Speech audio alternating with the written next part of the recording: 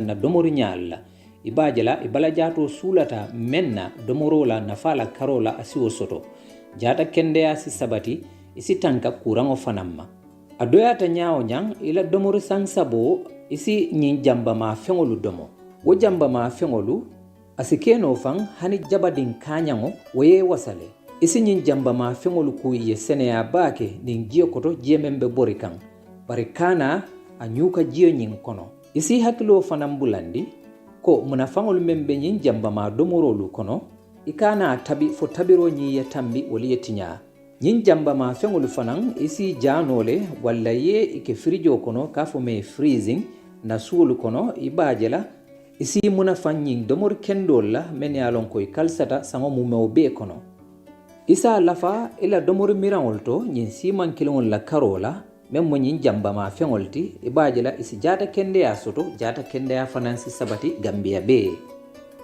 ñin jamba ma feŋolu domo isi simaya i jato si kendeya bari kana ñina sartolu nooma men ye a lon ko ye wolle landi domor karsaliŋo la karo la aniŋ fanaŋ na domor ñala fanna la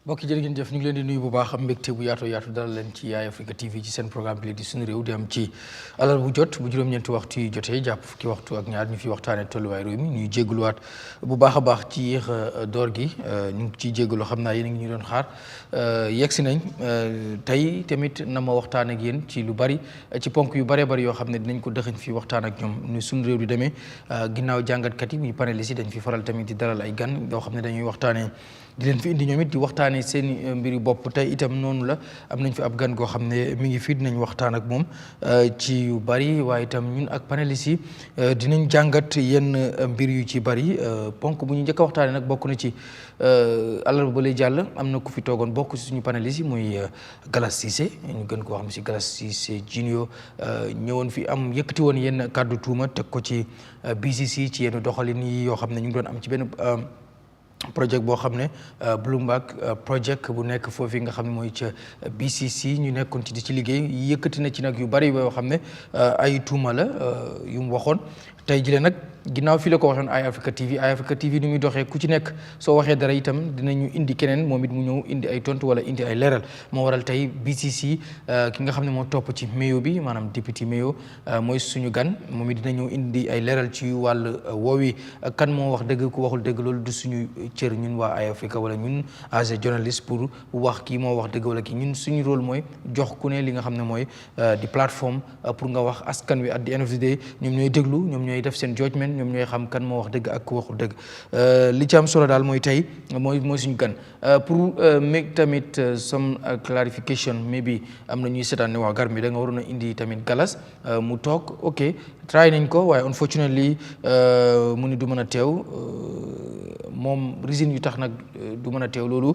moom moo ko xam xëy na dina ci gën a indi ay leeral waaye ñun def nañ lu ñu waroon a def as a panéliste woowoon nañ ko ngir mu ñëw ndax waroon naa mën a toog fii ci loolu itam nañ waxtaanee ci beneen mbir ci James Manga koo xam ne nga xam ni police prosecutor la ci réew mi file toog nañ rek gis ay rumors wala gis ay bind ci social media bi ñuy wax ne moom dafa dugg ci li nga xam ne mooy corrupt practices maanaam ci mbiri laaj nit xaalis ci lu jëm ci ab coowal suuf boo xam ne moom waxoon na dinañ ci dimbale kenn ki bañ dugal ko ay xaalis jaarale ko ci money transfer service yi loolu nag mu ngi dem round am na itam benn statement bu ñu ne moom moo ko bind ba génne nañ ko muy weddi lu tuuma yu mel noonu leeral itam la ca ne dinañ ci waxtaan duñ ci xóotal nag ginnaaw mbir mi gisaguñ ci benn officiel statement bu jógee ci Gambia Police Force bu mën a wax ne nii la demee wala ne la demee waaye daal gis nañ ko muy daw ci mbaali jokko yi loolu itam dinañ ko laal dinañ wax ci coalition debate bi xam ngeen ni coowal coalition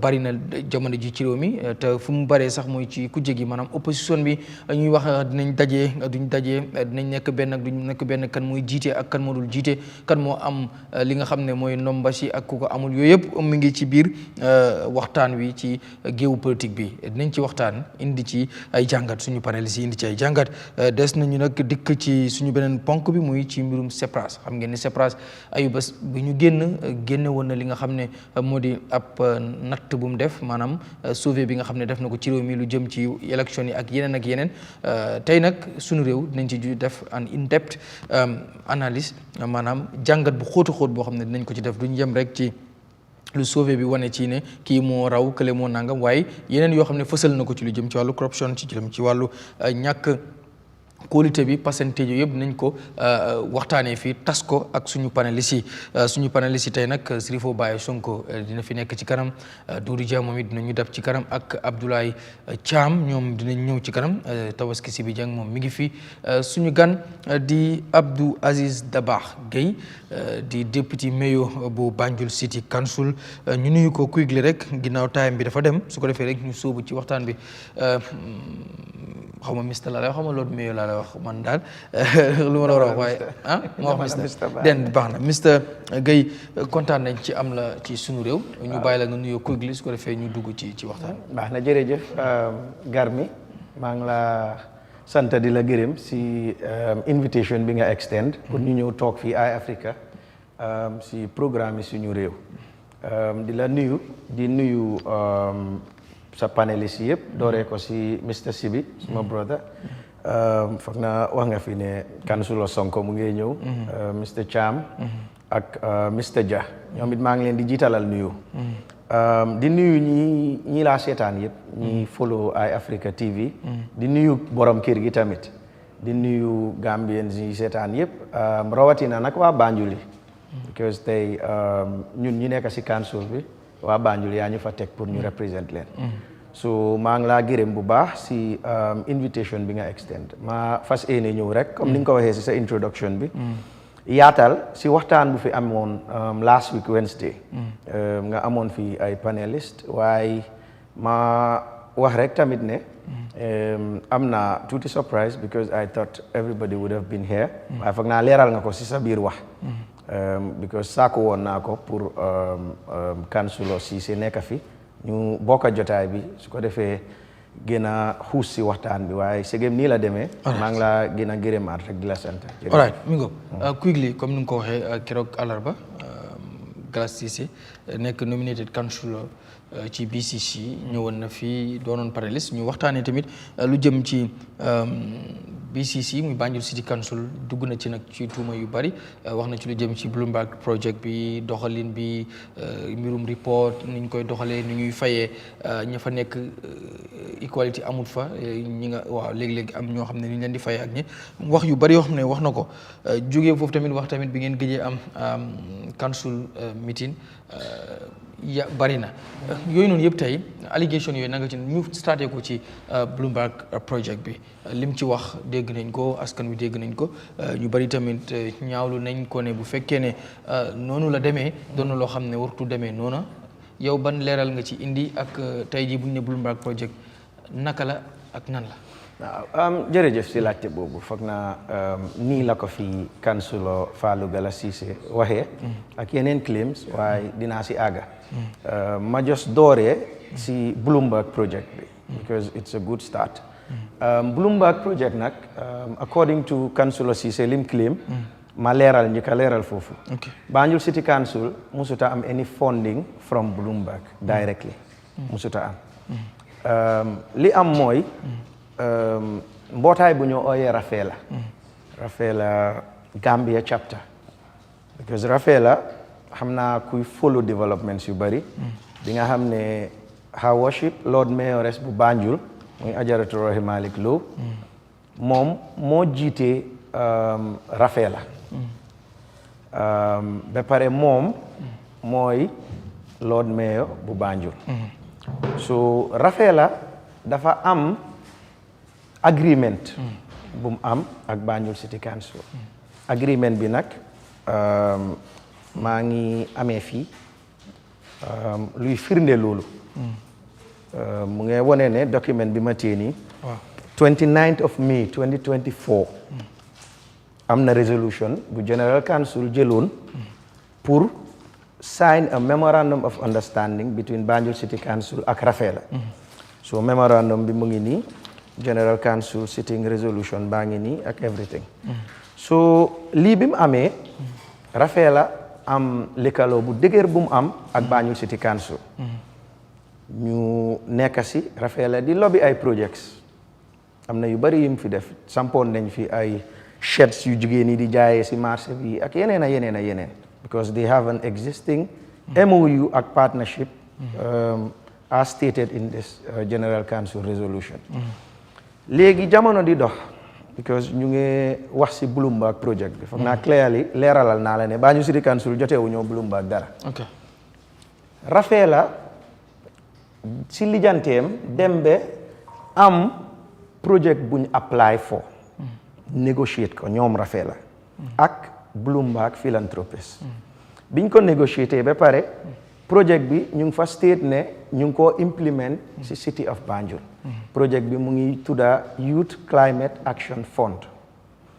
waaye at that time Rafeela coordinator bi fa nekka national coordinator mu ngi tuddoon Aïssatou Ndiaye mooy woon the coordinator the national coordinator of Rafeela waaye project bi biñ ko apply for consultant ñu ngi ko doon ooyee city lead consultant muy Mr Latir Carr he is a very respectable gentleman foog naa ñu bari dinañ ko xam so moom moo apply for this funding for Rafeela bi ko Rafeela amee comme que City of Banjul lañ ko implement benn si condition si disbursement fund yi Bloomberg bi mooy ne da nga war a am yow mi apply fund bi ba am ko commitment from City Council bi nga apply yëfi lii moo isi Banjul City Council si picture bi xam nga wax naa fi ne am nañ city lead consultant am nañ national coordinator so bi Rafeela ñëwee present this project to Banjul City Council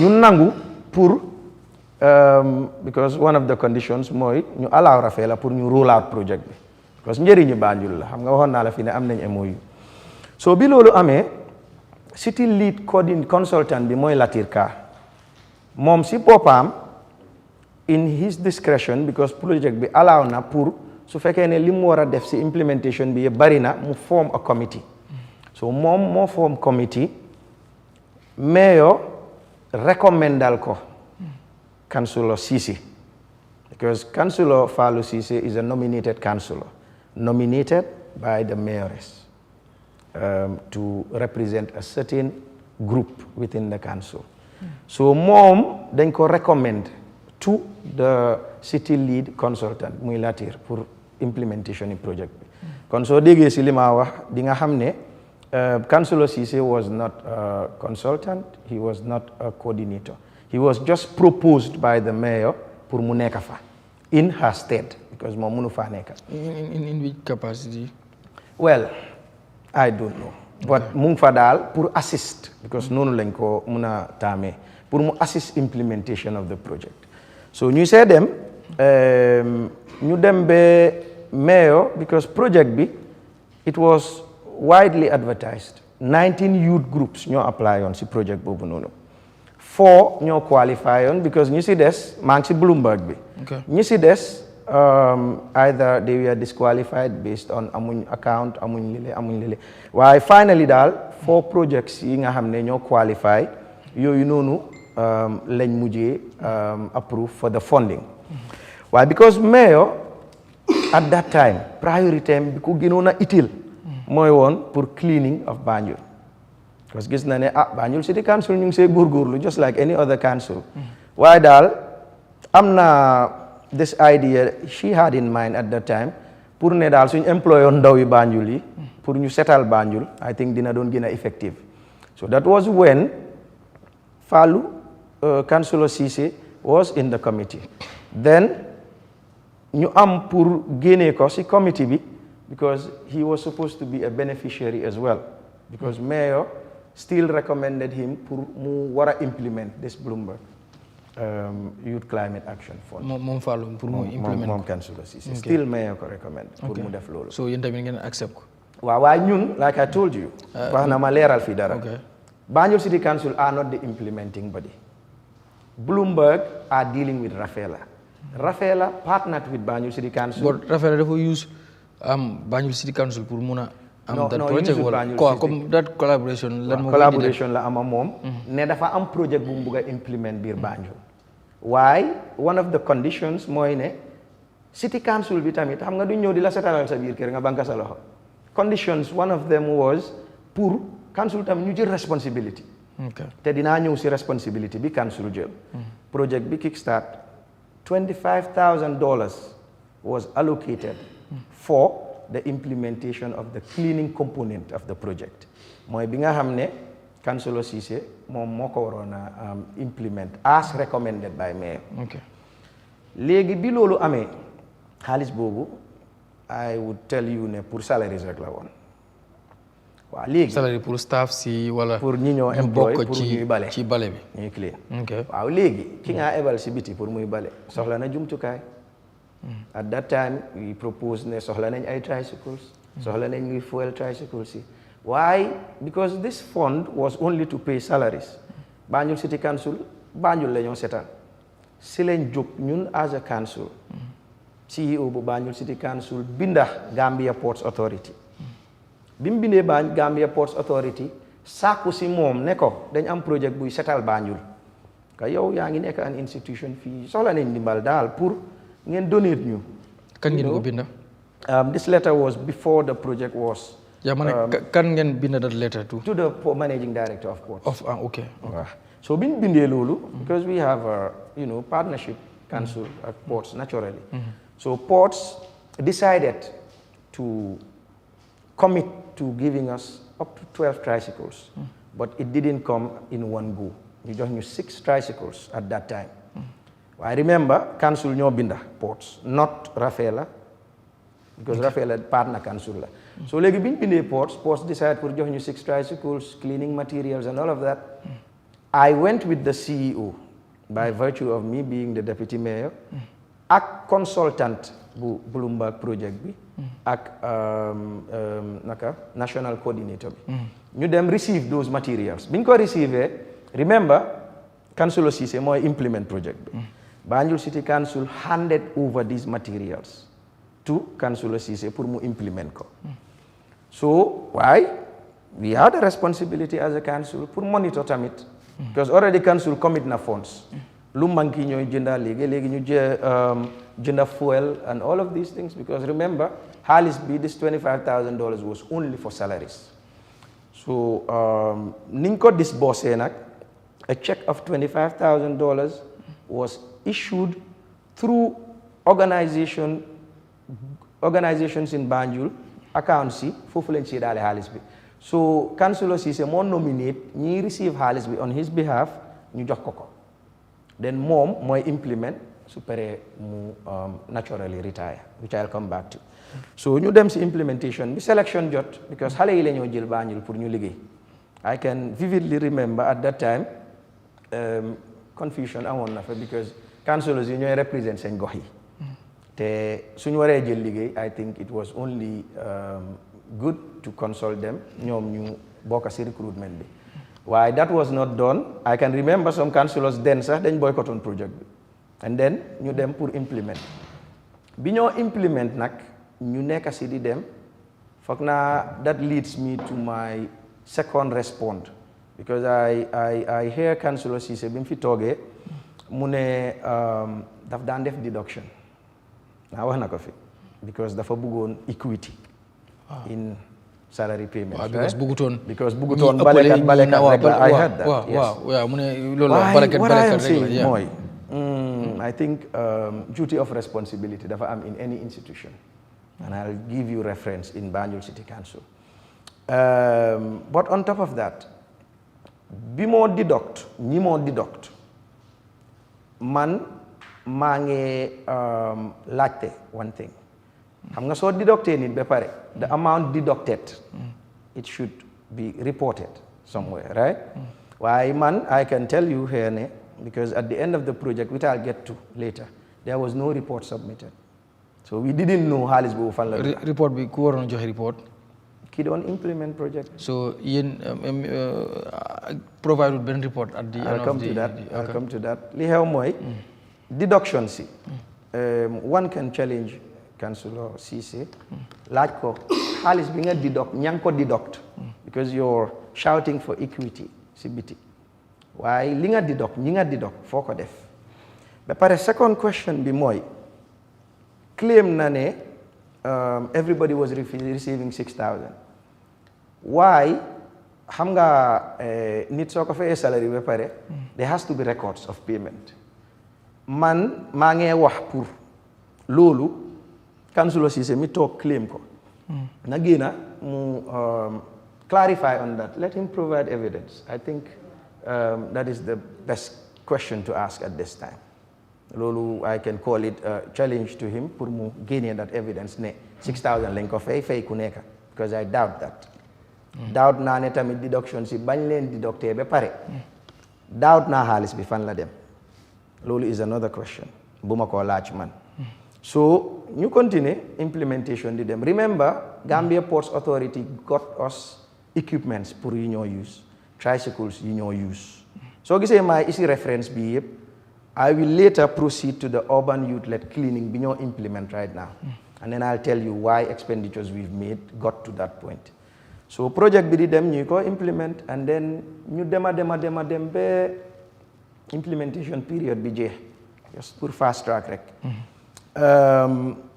foog naa project soo koy implement su demee ba jeex you should submit a report at the end of the project yes so that equipments yi ñu la hand over woon muy tricycles muy xaalis bi ñu la hand over woon lankoli waaye up until right now fi ma toog nii man council or anybody teguñ suñ bot si report laajtewu leen ko tamit kay waaye yow tamit kuy implement project suñ la laajut sax nga war a indi pour setal sa der waaw bu joxewul ngeen laaj yooyu because nga ne mayoress moo ko recommend léegi soo recommandé nit mais bi amoon nga si moom yaakaar moo tax nga recommend ko foog naa am si moom pour mu defal la liggéey yes léegi su defee liggéey ba pare bu ñëwut ne la liggéey bi ma santoon def naa ko mii nii yow mi ko recommandé woon nga ne ko dama la santoon liggéey de yegg nañ ci cappaandaw gi ana waaw waaye man léegi man fi ma toog nii question bi ma laaj ki ma koo laaj mooy kañ ko santoon because moom moo toog fii def allegations so moom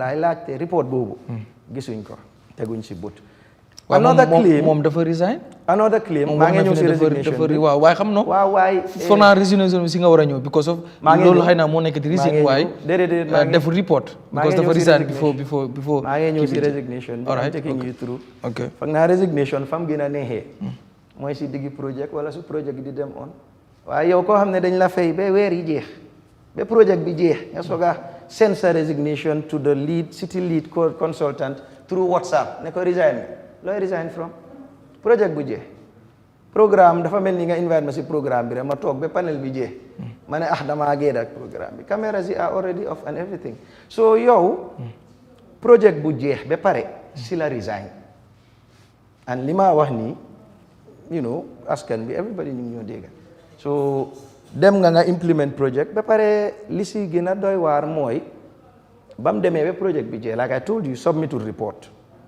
what happened was tricycles yi dañ ñëw park ko in a very horrible condition isiwuloo report even fuel bi council doon allocate li des it was brought to the council on benn bidon I don't know ñaata liters and given to the security. Council knew nothing else about that implemented project. So lolu mu dem claim na fine binana resignation letter. Like I said, it was after the project ended. We sent ko through WhatsApp, the consultant, and all of that happened. Fok na so amé lendem bu ñoo laajte it should be asked on the implementation of mom project biñ ko dinkoon lolu passé because the same Bloomberg like I told you am na yeneen components because the grant was $50,000 okay.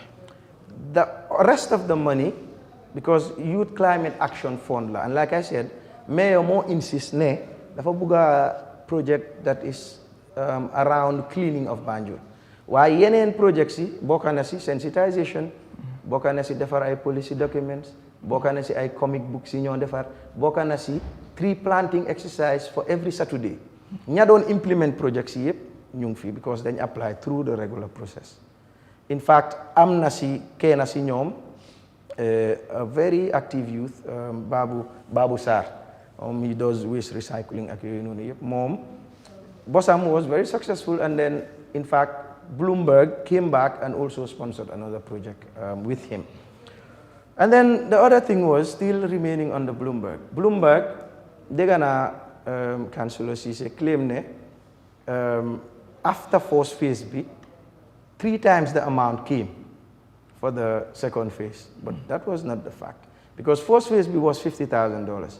Second phase B was only $100,000. For now, 3 times 50,000 more ñaata 150. So that is just bogus allocations. So lolu am.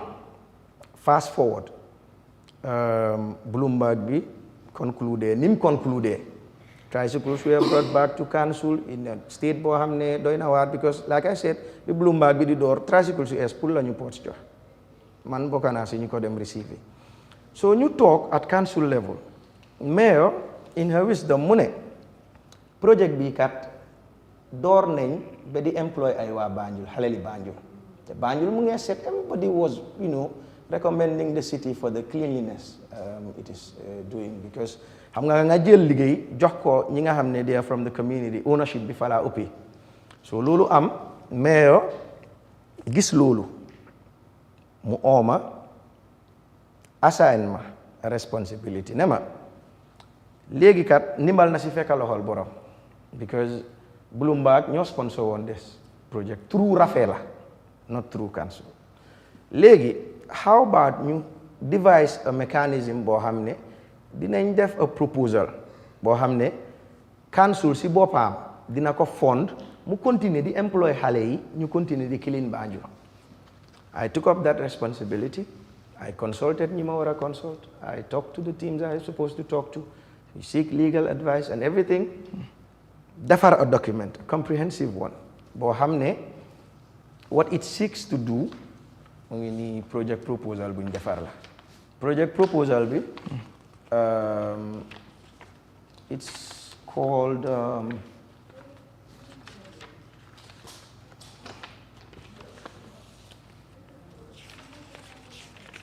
xanaa BCC nga indi fii tey. tey moom bari nga kayit moom waa loolu la xam nga sooy wax da nga provide evidence.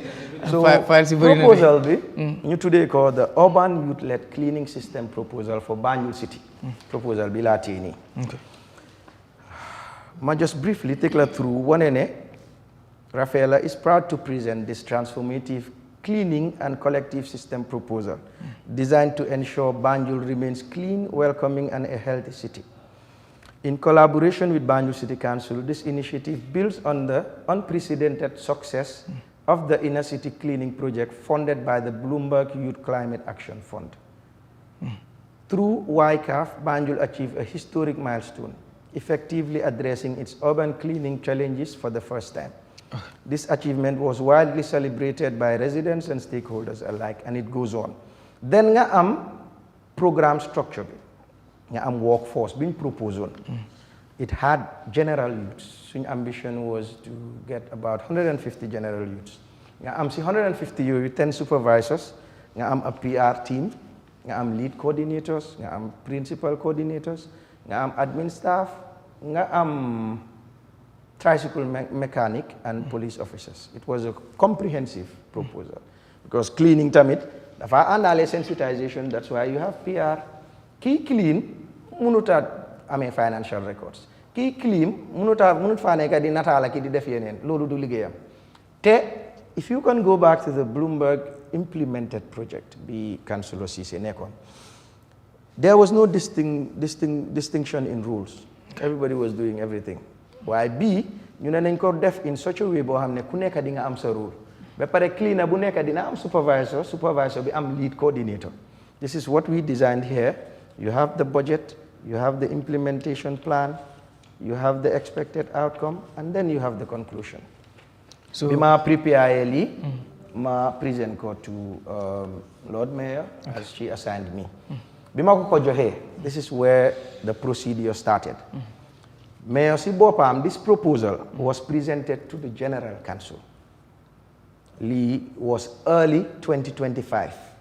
Bi ñoo door at bi. because Bloomberg bi bim jeexee foog naa ak léegi am na 2 years or so.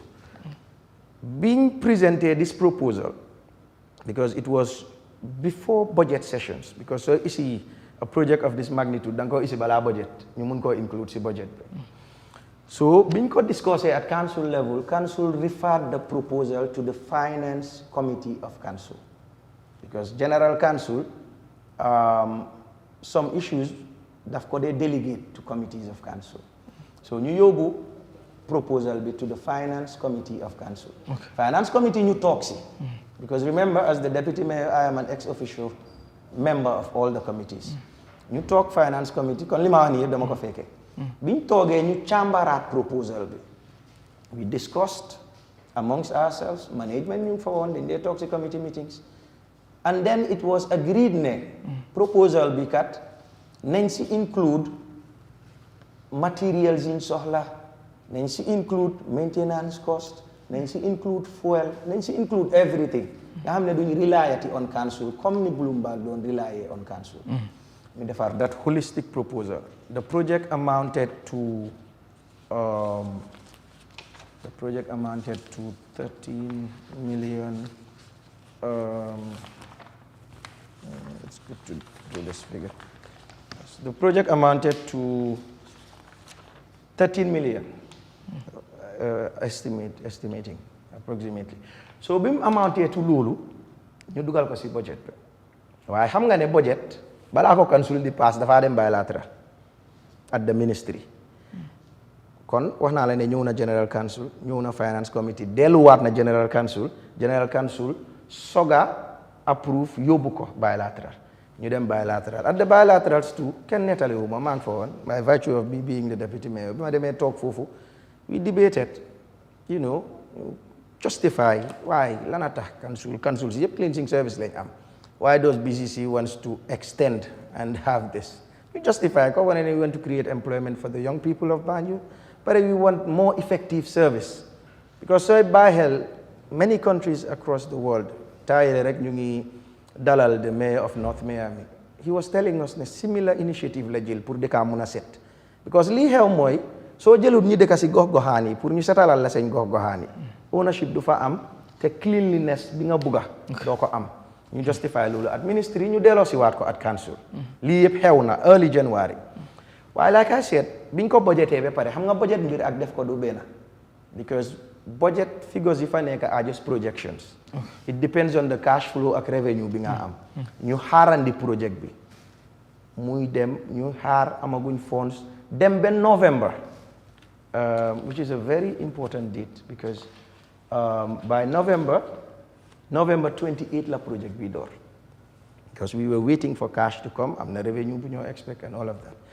Why sometime around October or so thereabout, General Council, because then you were going to ensure more financial discipline within the council, toogoon nañ General Council meeting ñu def lu ñoo ooyee monetary threshold.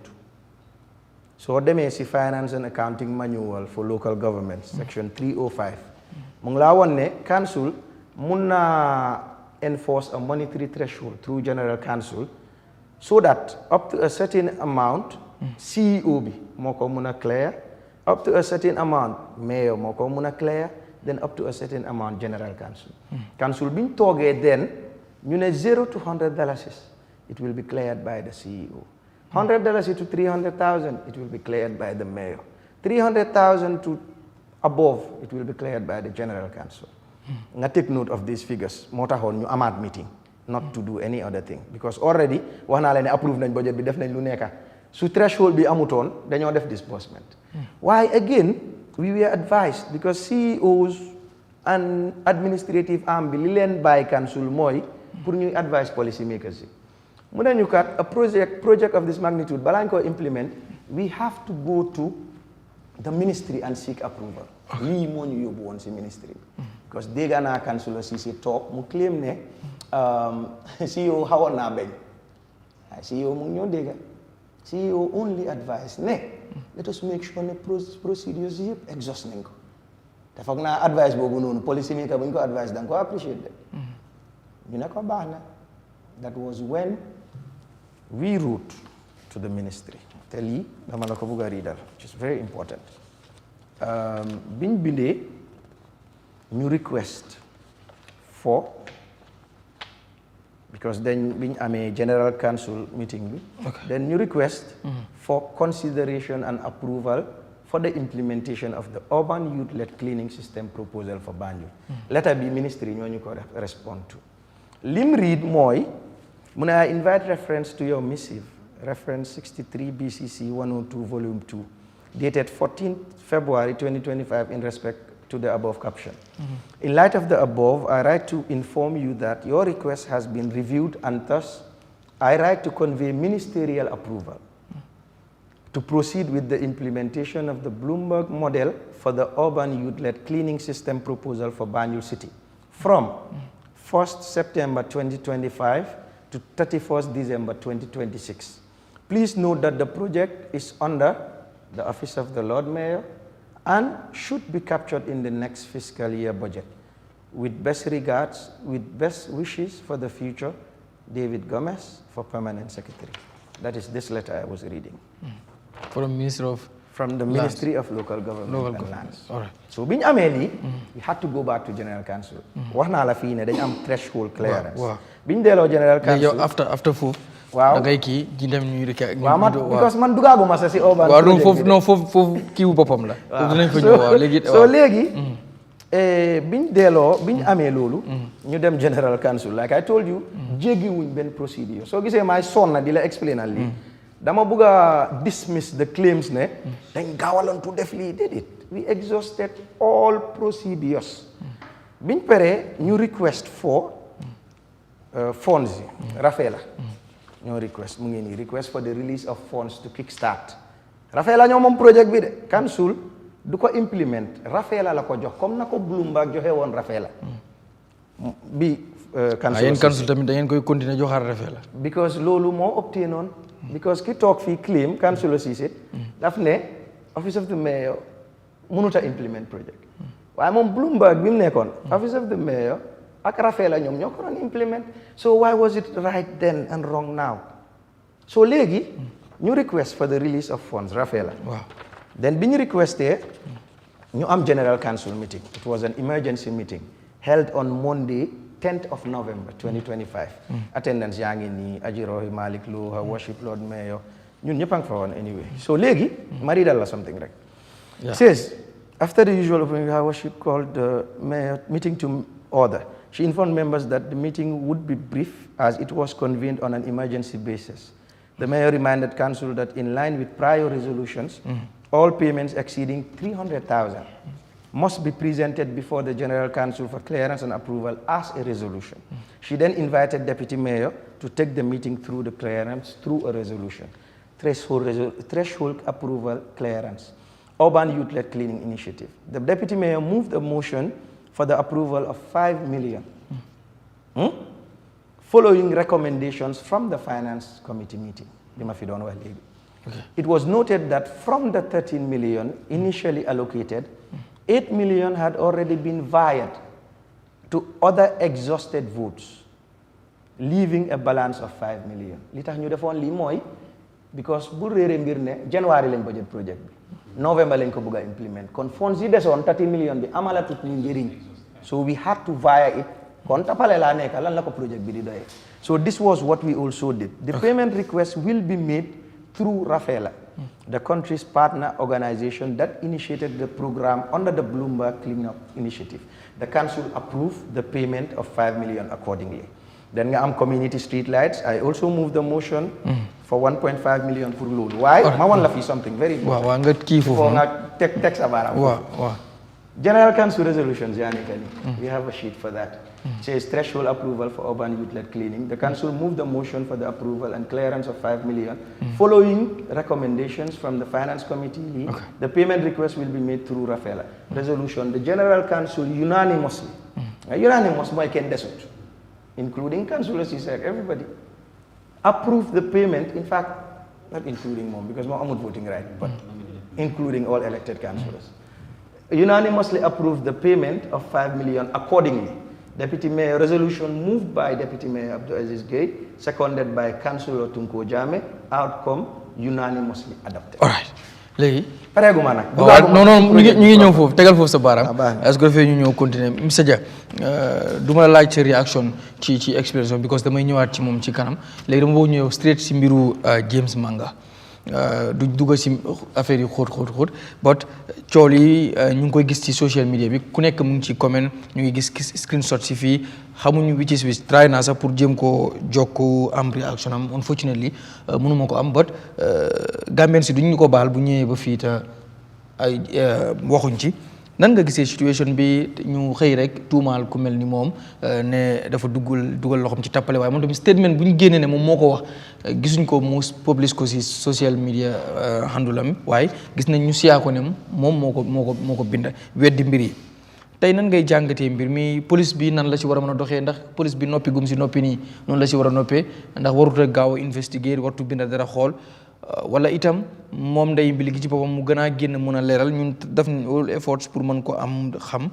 yow nan ngay jàngatee situation ndax réew mi jamono ji yëpp si loolu lañ nekk di wax mooy James Manga moom police prosecutor la boo xam ne dañ ko tuumaal ne dafa am koo xam ne daf ko doon laaj xaalis ci jëm ci ne pour jàppale ko wala layal ko maanaam doon li nga xam ne mooy layookatam ñu bari nag jàpp ne gis benn screenshot bu ñu wane ne moom la saa seen na ko xaalis many times ci money transfer service yi moom nag weddi na am na statement bu ñu génnee ne moom moo ko bind ne weddi na mbir yi waaye nit ñi ba tey ñu ngi wax ne mënuñu ko gëm ndax lu si police bi war a mën a taxaw lan moo war a doon taxawaay police bi ak nan nga jàngatee bu fekkee lii dëgg la moom lan moo ko war a mën a xaar.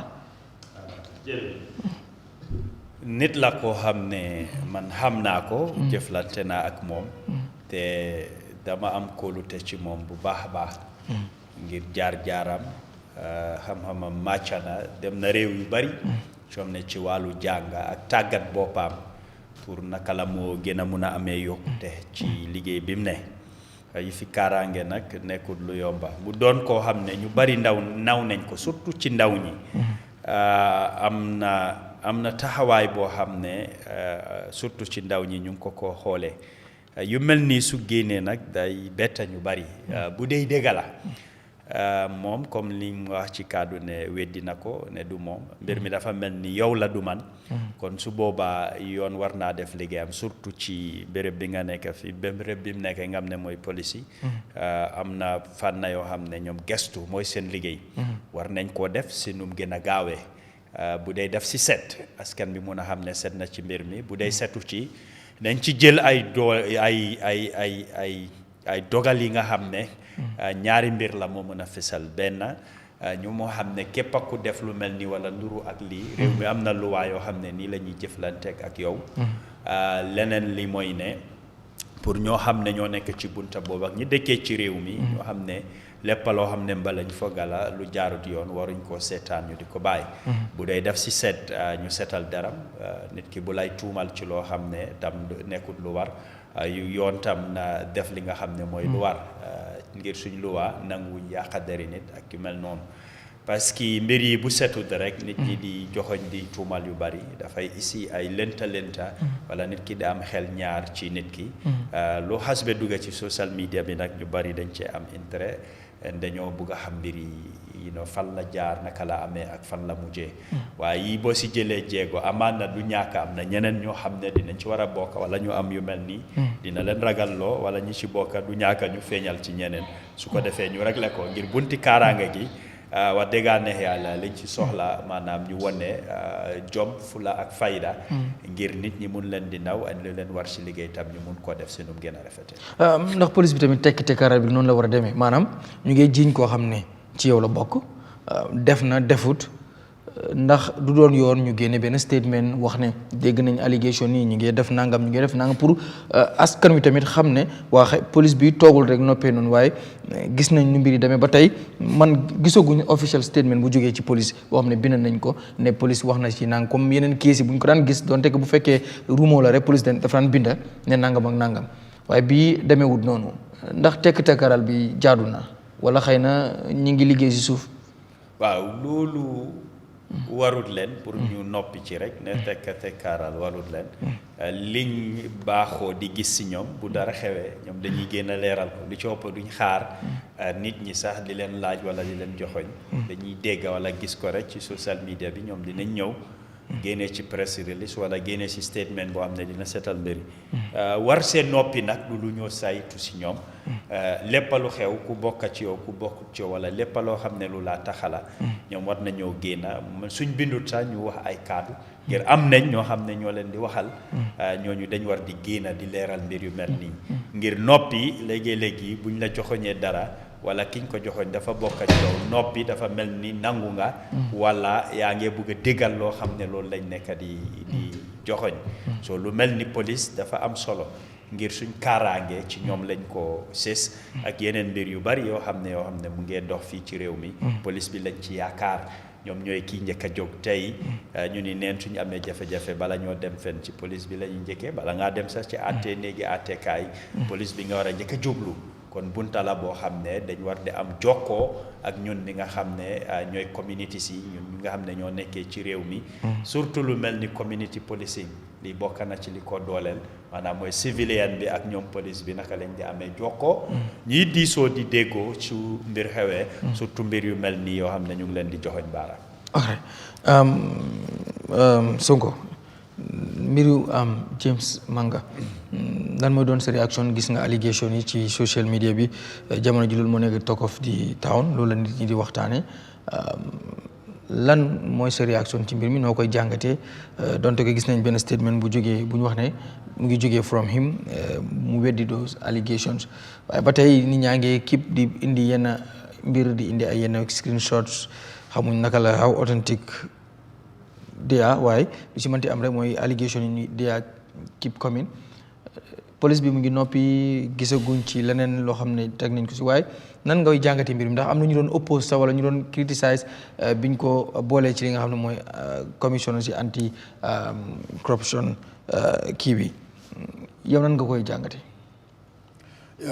Thank you so much, Garame. I'm very sorry tey moom programme bi like den leetoon tuuti but laajte boo def nii is very important issue bi xam nga affaire réew understand is the business of everyone like Dudu lu mu wax James nit la koo xam ne nit la koo xam ne dañ ko respect bu baax nit la koo xam ne xale yi we looking up to him because me personally he is my friend, he is my guy but the truth is a police officer dafa am loo war a def dafa am loo war to def because police officer they have their code of conduct especially soo demee bi nga nekka nga liggéey si police si wàllu aate so si wàllu aate moom su nekkee foofu noonu dafa am loo si war a dugga ak loo xam ne war loo faa dugga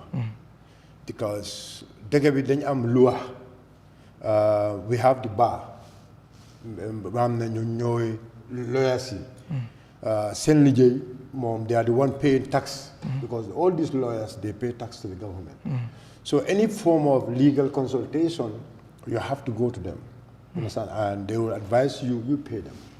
So a police officer, you can give your independent opinions to people or issues if you have personal issues, but nobody, you should not be running a law firm, for example. I don't think the law will not allow you to be running a law firm whilst you are still a state prosecutor.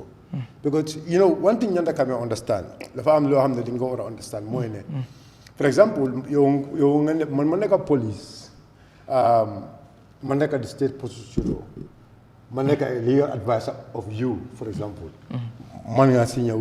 You seek advice from me, I draft a legal notice for you, whatever. Even so, for example, you book a job, a lawyer, man draft, the state prosecutor at the court. The case the state is going to lose it. Because I'm the one who is defending the state. I'm the one who is defending the state. So if I can defend the state and then case be binda. So one will say this might be the reason the state has been losing cases. if that is the truth, if that is happening. Because if a state prosecutor is a person, man is the one who is drafting, legal draft. Mu jox ko beneen lawyer boobu ñëw rek just copy and paste. Moom mu ñëw si court bi. I mean, obviously, case boobu noonu. I mean, the way they want that case to be, that's how the case is going to be. So this is why there must be a restriction of a state prosecutor in terms of being a legal advisor. That is my own view. So James, is, for me, like I said, I respect this young man. I look up to him. Then they tested court. At some point, even Mansuma case, he was part of it. Understand? But that does not mean he's my enemy also. But when it comes in terms of truth, Garmi, if you work there, we have to speak the truth. So allegation, whether it's true or it's not true, that's not my problem. My problem is mom si bopam genena. Si bopam mom mo gen. Mune allegation in the social media mune lolu is not true. Mom halis bom receive mune halis bobu nonu. Waji was paying him to do a legal service for him. And that case is already before the police, I believe. And the case is under investigation. So the case can actually be tampered. That is my case. So my advice to him is he should restrain himself from doing such. And again, what is more important here is James is working for the Anti-Corruption Committee. So Anti-Corruption Committee, what is their job? So you cannot be a lawyer and a jury. This is the problem. So all what is said, if that is happening, and if there are evidence to this, obviously it should rescue himself from the Anti-Corruption Commission and allow this thing to be investigated. I am not saying go. I mean, he took money or so and so, but according to what he narrated, if he actually did that, if he actually drafted a legal notice or a legal something for the guy, and then he might be the very person who the police might assign the case to. Or maybe the police might assign the case to somebody who is under him. So the case is going to be compromised. So that is my case. That is my point.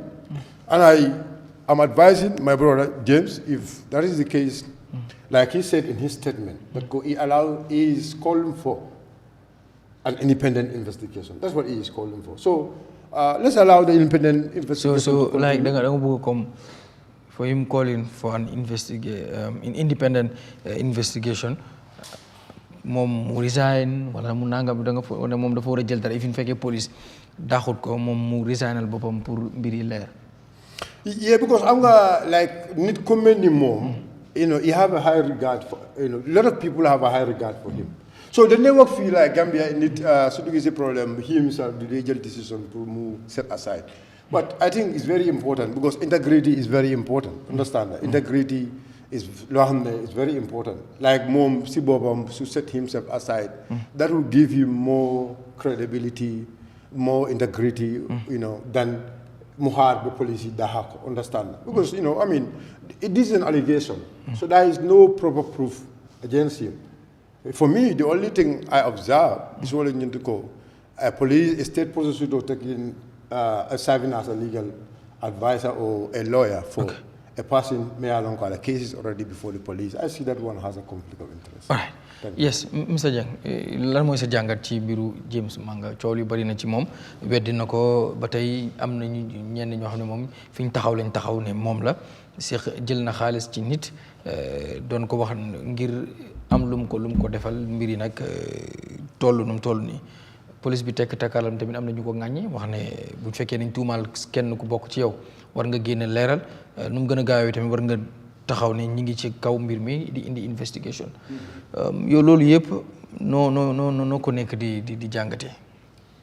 waaw man li ma si jàngat dina nekk ñaar ba ñetti mbir. benn bi mooy man defoon naa gestu sax pour seet ñi nga xam ne ñoo jegeñ sa si ki nga xam ne moo ko nekk di tuumal. Allegation si man ni ma ko gisee ak ni ma ko déggee tamit. From a reliable source koo xam ne he's very close si ki nga xam ne moo ko nekk di tuumal. kooku dafa lim explain is very clear.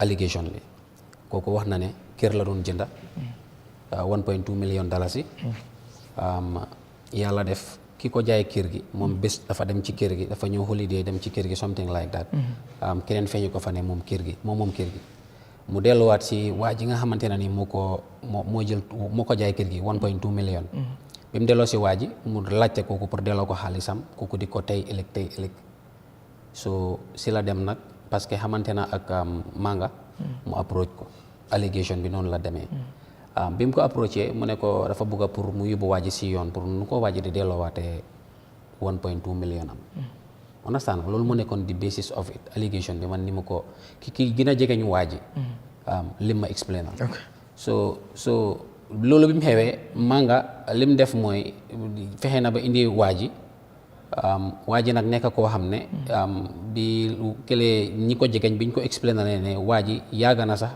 Manga daf ko daan musoon na ko prosecute amoon na beneen case bu xappu noonu boo xam ne Manga daf ko doon prosecute si yeneen tuuxi duna yi waajooju noonu mooy waa ji nga xam ne jaay kër gi ba pare jaay kër gi exactly so problème allégation bi yëpp loolu la so Manga nag amaana police officer la soo gisee sax gars yi recommend ko pour mu dem si anti corruption commission bi amaana leadership bi dañ am high hopes in him amaana dañ gis ne ku xarañ la si liggéey bi te yaakaar nañ ko ba tamit su fekkee ne affaire yi dem na ba affaire yi war a mel nii yow ki li ñëw boole ki ñëw indi si complaint ne la diw dafa jël suma 1.2 million ñu gis screenshots allegedly yu wane ne yow yaa ngi message kooku naan ko borom kër gi agree na parce que moom dafa gumloo ki jël 1.2 million yi moom Manga allégation bi moom dafa gumloo waa jooju ne dina convince ki mu jël 1.2 million am pour mu jox ko beneen kër understand soo bàyyee xel screenshot yi mu ngi ko wax ne the guy agreed you get it so mu d'accord ne su fekkee ne waa jooju nangu na pour mu jox ko beneen kër dina ko jox 65,000 allégation bi lii la ne ko ne man maa nekk di wax de allégation bi moo nekk di wax loolu so waa ji seen ko 20 senat ko balance bi muy lim receive yëpp muy 65,000 léegi waa ji xaritam bi ko jegeñ bi ñu demee ba mu gis ba ko lawyer bi won screenshot yi lawyer bi moo ko ne waa ji yow kii daf la nekk di play games sàcckat bi nga yóbbu o ki la tuumal ki nga yóbbu mu ngi di la moom fay na ko 65,000 pour mu delay affaire yi because of waa ji bi mu ko laajtee ndax da nga agree ne man waa ji dina la jox beneen kër waa ji ne moom waxut ak Manga fen affaire yi kër te loolu la gumloo ki ko jox 65,000 bi moo tax kooku génne screenshot si li ma dégg si liñ ko allege léegi 65,000 boobu noonu moom Manga si boppam mu message waa ji ne ko na wax gars yi ne kayiti kër bi mu war a jox waa ji 65,000 bi si loolu la ko nekk di liggéeyee transfer papers yi la ko nekk di defaral tey la xaw ma démb mu ñëw génnee beneen statement ne waa ji daf ko fay pour legal fee loolu lañ gis you understand so because gis na ne belee make good sense because moom du land dealer du agent moom police officer la he is a prosecutor su fekkoon ne sax waa ji dafa nangu beneen kër sax they have to go to the courts or gars yi am agreement bu ñoo war a am ak lawyer yi pour war a determine ndax waa ji sax nangu na waaye waa ji mu ne moom waxut Manga ne moom soxla na beneen kër pour waa ji jox ko beneen kër te dafa wax waa ji ne saa yi su nangoo dinaa la saa ki jël 1.2 million daf ko ne waa ji su nangoo dinaa la jox 65,000 su nangoo pour ma jox ko beneen kër lii moo indi exchange yi 65,000 bi mu kool waa ji nekku di jël nga gis texte bi mu ngi ko wan ne maa ngi laa kool nekkuloo di jël yiwul si xam nga di nga gis loo xamante ne ni dina la beeta waa ji si la ko communicate seen code 20 senat code 20 waaye fii aduna bi waaye ne digital wall wéef la yaa leen may maa ngi lay waaw maa ngi jégal si advertisement bi waaw système bi gars yi use maa ngi jégal si advert bi système bi gars yi use sorry for that Lamin maa ngi tuub so da ngaa gis ne si exchange boobu noonu yónnee wante xaalis bi si la waajam access bi ba screenshot ko seen ko beneen lawyer boobu nag moo gis ne kii games la nekk di play allégation bi moo tax gars yi expose ko online because gis nañ ne senior prosecutor la amaana suñ ko toppee sax du mujjee fen because gis nañ fi police officer boo xam ne mu ngi fi doon def ay mbir yoo xam ne di vidéo boppam si site social media bi nit ñi gis ko seen téléphone yi tayile dem na police headquartered moo ma welcome si welcome in room bi ma dugg si internet moo ma welcome koo xam ne waaw ndax bii dina demee noonu waaw loolu laa wax nii ma ne la gis nga Garmi foog ñu am système buy police di police man fii su passé human rights commission boo xam ne sax mooy loolu respect guñ ko fi ñaata human right lañ fi break fan la dee mujjee ndax government bi sax faale na human right commission recommendation dañu war a am système buy police di police waaye ñun suñ système bi kan moo dee police di police ñoom it neen dañoo gis ne kii suma doomi nijaay la kii suma doomi bàjjan la kii suma xale la maa ko yaaga amee nii ñuy balbalee di ko béy-béyal benn weer ñaari weer Gambia la nit ñi léegi ñu fàtte ñaata police ñoo fi am scandale fan la mujjee Garmi bu doon yow la tey yaa ngi si seeli Banjul bi yooyu di la maata ñu la indil mburoo botaat tiibu tànga loolu moo fi nekk noonu dama la expliqué bu doon man la tey du ma fanaan ni suma kër suma mbokk yi lu wér la ñoo teg balaa maa dugg suma kër wante xam nga Garmi lenn la ñu war a laajte suñ boppa senior prosecutor koo xam ne yow tamit xam nga rek gars yi déggal la they have high hopes in him soo gisee police force bi identify ko pour mu war a bokk si anti corruption am lii bi daf laa wan ne ñi nga xam ne ñooñu la nguur gi óolu pour ñu investigate luubal moom mu war see bokk ak Gambie lu moo bëri nit bëri legal mind in the system moom police command bi war ko identify Garmi loolu dafa war a speak a high volume pour wan la ne kii gars yi dañ am si moom yaakaar soo conduct si nii su fekkee ne moom façon ngi conduct si la am allégation bi dem na ba gars yi ñuy wax ne sax ñi nga xamante ne daf di am seen case yi suñ amee biir suñ buggee biir sax moom dafa am lu mu leen day laajte allégation si yëpp loolu yëpp si la bokk yi ko gars yi allège so man bu dee man gëm naa ne comme li suma broda wax Mr Jah ne lii bu dee lu am la wala nekkut lu am police yi dañu war a génn ñu make am statement wane ne dëgga lii lu am la te ñoom gis nañ ko ñoom ñi dinañ ko investigate seen ndax dëgga la wala du dëgga wante man gëm naa ne xam naa ne daal daaxum ganaar bul na si yóbboo kaso moom yemul woon si kis Mr Jah noo gisee mbiru James mu ngi circulé ci kii comme ma waxaat rek mu leer ñun confirm wuñ anything jotuñ any official report waaye moo tax ñu wax allégation gis waaw pour mu leer rek gis nañ ko ci social media bi dëggalam du dëgg xëy na ci kanam dinañ ci xam dara waaye tamit ñun faaw ñu waxtaan ci nan nga gisee mbiru James Manga bi nga xam ne jamono ji moo nekk di def news ci social media bi ku ne di ci yëy yàbbi naka nga ko gisee police senior police prosecutor ñu koy tudd ci yu mel noonu tey dina gàkkal deru police and also dinañ dem sax ba correctionnaire because of yàgg na handle ay case bu fekkee lu am la police tamit seen tekki-tekkaaral bi yooyu nan ko koy jàngee Mr Jah waaw jërëjëf Garmi maa ngi laa nuyu di nuyu. no bul worry yow demal rek léegi because jégalu si time bi. no it's okay it's fine si lateness bi. it's fine. man lu ma siy wax rek daanaka du bëri. because waxkat yi wax nañ seen xalaat. te leeral nañ si lu bëree bëri. man lu ma wax rek mooy ne. su nekkee ne issue bi is anything to go by. jar na ñu def si an independent investigation.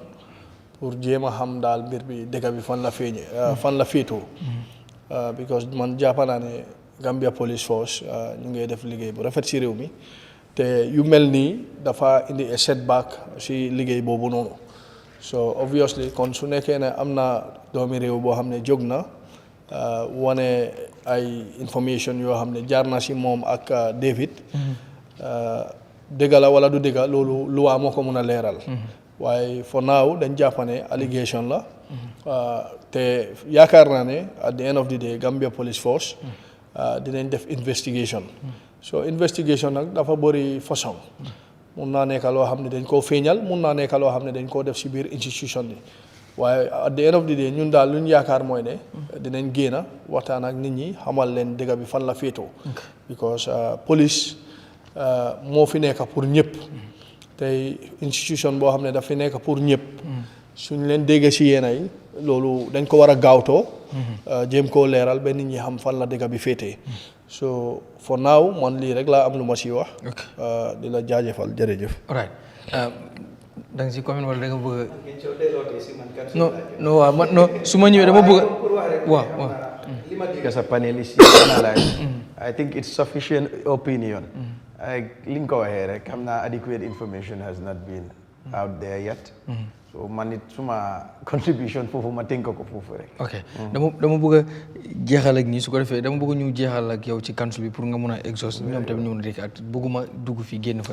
yaa so just may ma tuuti minutes rek ma delluwaat si Mr Jah moom mosul léet waaye tey dafa léet Mr Jah dafa léet de yes si mbiru coalition debate cool yu bari na ci coalition debate opposition bi suñ deful coalition duñ mën a génne fii président Barrow ndax Gambia seen electoral system bi ni muy demee pour nga on sit di incumbent dafa difficult trop because of raw gàddu la système bi ni mu demee léegi coolu jub nag gis nañ ki nga xam ne mooy His Excellency Lawyer Ousainou Darboe gis nañ Standard newspaper binda wax ne ñoom ëpp nañ pour coalition talks waaye nag amul benn coalition boo xam ne UDP dina ci dem boo xam ne ñoom nekkul ñoom ñoo koy lead am na ñu bari tam ñu jàpp ne loolu yoon la because of bu ñu wax waxi numbers mënuloo form coalition without having the numbers and bu ñuy wax waxi numbers UDP ñoo am numbers yi so mënuloo dem ci coalition ne duñ ko lead waaye coow li dem na ñëw ne ay winnable candidate kii moo electable kii electable yëpp coow li bari na yow tey nan nga foog ne opposition bi loolu mooy tax duñ mën a def coalition ak nan nga war a am na ñuy invite sax ne buñ war a def coalition war nañu dem li nga mooy primaries pour mën a select kan mooy doon di flag bi nan nga koy jàngatee ak ndax foog nga ne at the end of the day juboo dina am ba benn coalition am pour mën a dem contest against the incumbent.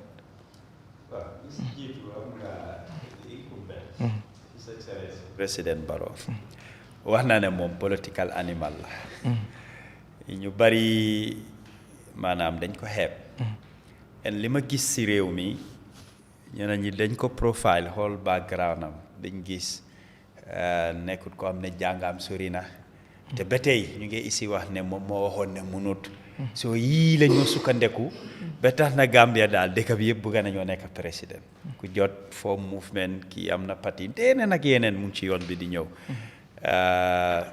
ku nekk raytam la ci réewi démocratie lañ nekk ku bëgg a taxaw mun naa taxaw waaye loolu dafa am lu rëy lu def ci opposition bi dafa gën a xaaj opposition bi dafa isi ay pàcca ku nekk taxawee bor soo ñëwee ci opposition bi ne nañ form alliance dañ am opposition boo xam ne parti yu néew rek ñoo active ñoo nekk di yëngatu di doxal wàllu politique tey li tax ma wax loolu am na ñoo xam ne depuis buñ sosee parti ci réew mi fii mosuloo dégg ne dem nañ too mosuloo dégg ne dañ organise rally mosuloo dégg benn political activity boo xam ne organise nañ lu dul njiit bi fa nekka moom mooy am interview oo am fenn fu mu dem waxtaan ak media bi en yëpp daf koo def ci lan ŋaaña nguur bi li doxul lapitaan bi doxul maalo seer na diwlin yokku na pour moom xëj na wax yi moo wax noonu mooy tax Gambien bi dina gën a fal ko waaye su fekkoon ne li tax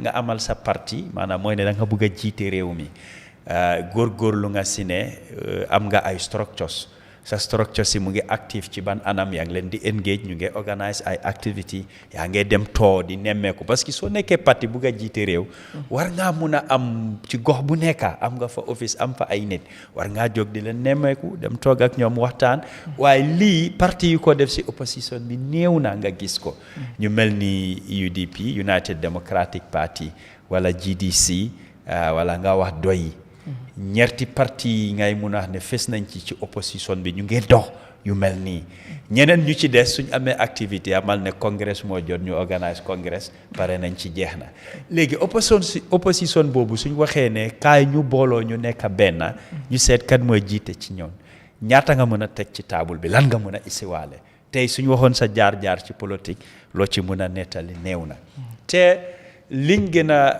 fesal mooy ne numbers dafa count maanaam tolluwaay bariwaay parti bu nekk ñaata nit nga am loolu bokk na ci li ko gën a mën a fesal mooy nga bokk si contest election ñu xam ñaata nit ñoo la nangoo jox karta parce que soo ne ok organise na activité ñëpp mun nañoo ñëw ñeneen ñi soo leen joxee tiisaat am nañ free moto bu leen di yóbbu isi leen dañoo dem waaye firnde wut ne si sa parti lañ bokk waaw firnde wut ne ci yow lañ bokka yooyu bala nga ko dee gis nañ ñu fi organise activité yoo xam ne exemple nga génnee 20,000 ni 30,000 ñu dem sànni karta mënuloo am sa 10,000 votes moo la woon ne kon ñu bari ñu la toppoon bokkuñ ci yow ndiiraan bi la ak xew-xew bi moo tax ñu toppa ko waaye yàlla dafa def ñun suñu réew mi fii UDP is the biggest political party soo ñëwee ci opposition bi parti bu yàgga la. est-ce que nekkul the biggest political party. non parti soo waree gën a màgga di incumbent kon ñu laaj la kon incumbent bi nañ ko laaj lanay sa problème. opposition mu dem ba moo gën a màgga ki nga xam ne mooy incumbent bi kooku war nañ incumbent boobu war nañ koo laaj lanay sa problème so man gëmuma ne opposition dina rëy ba mu war a ëppa incumbent ba pare teg si incumbent bu fi nekka but it is the biggest political opposition. yes si opposition bi waaw party. loolu moom di evidences are there kenn mënu ko werante they have the numbers so léegi nag nga mun a am set up a coalition di ko jéem a underrate wala di ko fonto. waaw loolu pour man na loolu jaadu na. pour man gaawtu la ba pare soo ma laajee politically. waaw politically yes.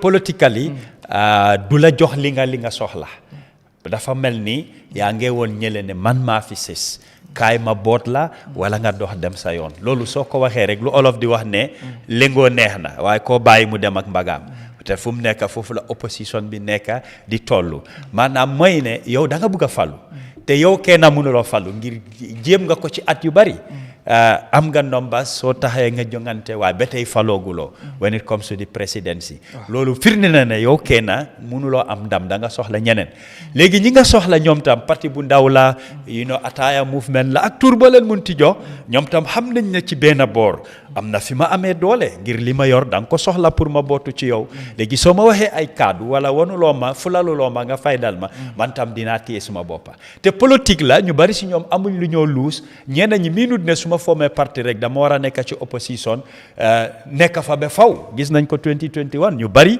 nekkoon opposition dem ne ñu join di incumbent ngir incumbent bi ubbi na bunta am pare na pour liggéey en am na opportunities yu bari lu mu la mun a tegal loo xam ne liggéey ak moom dafaa nekk njëriñ ci yow waaye soo ñëwee ci opposition bi moom benn mbir la am mooy soo leen ma falee faluñ ko munta defaral kenn munta wax ne dafa jàppale beneen parti moom ci boppam lim soxla lim am doyut pour mu war a def lu mu am yëpp compared to the incumbent doole bi mu day am surtout ñun Afrique bi nga xam ne foofu lañ dëkkee gis nañ ko ay yoon kon man ci cadre communication bi des na parce que communication dafa war a nekk effective communication maanaam mooy ne lan njiit su waxee rek war naa move ay people ba li nga oote ñu fekk ci la soo jiitoo ñu nangoo toppa sa gannaaw waaye fekk loolu amul rek effective communication amul te opposition bi ñeneen ñi commencé nañ di fippu te am na yeneen mbootaay yu jóg yoo xam ne ñoom tam ñu ngee dox ci coalition ñu mel ni EPEX dégg nañ leen ñu mel ni coalition for system change dégg nañ leen en dégg nañ boo xam ne tam di honorable Hanifa Sallah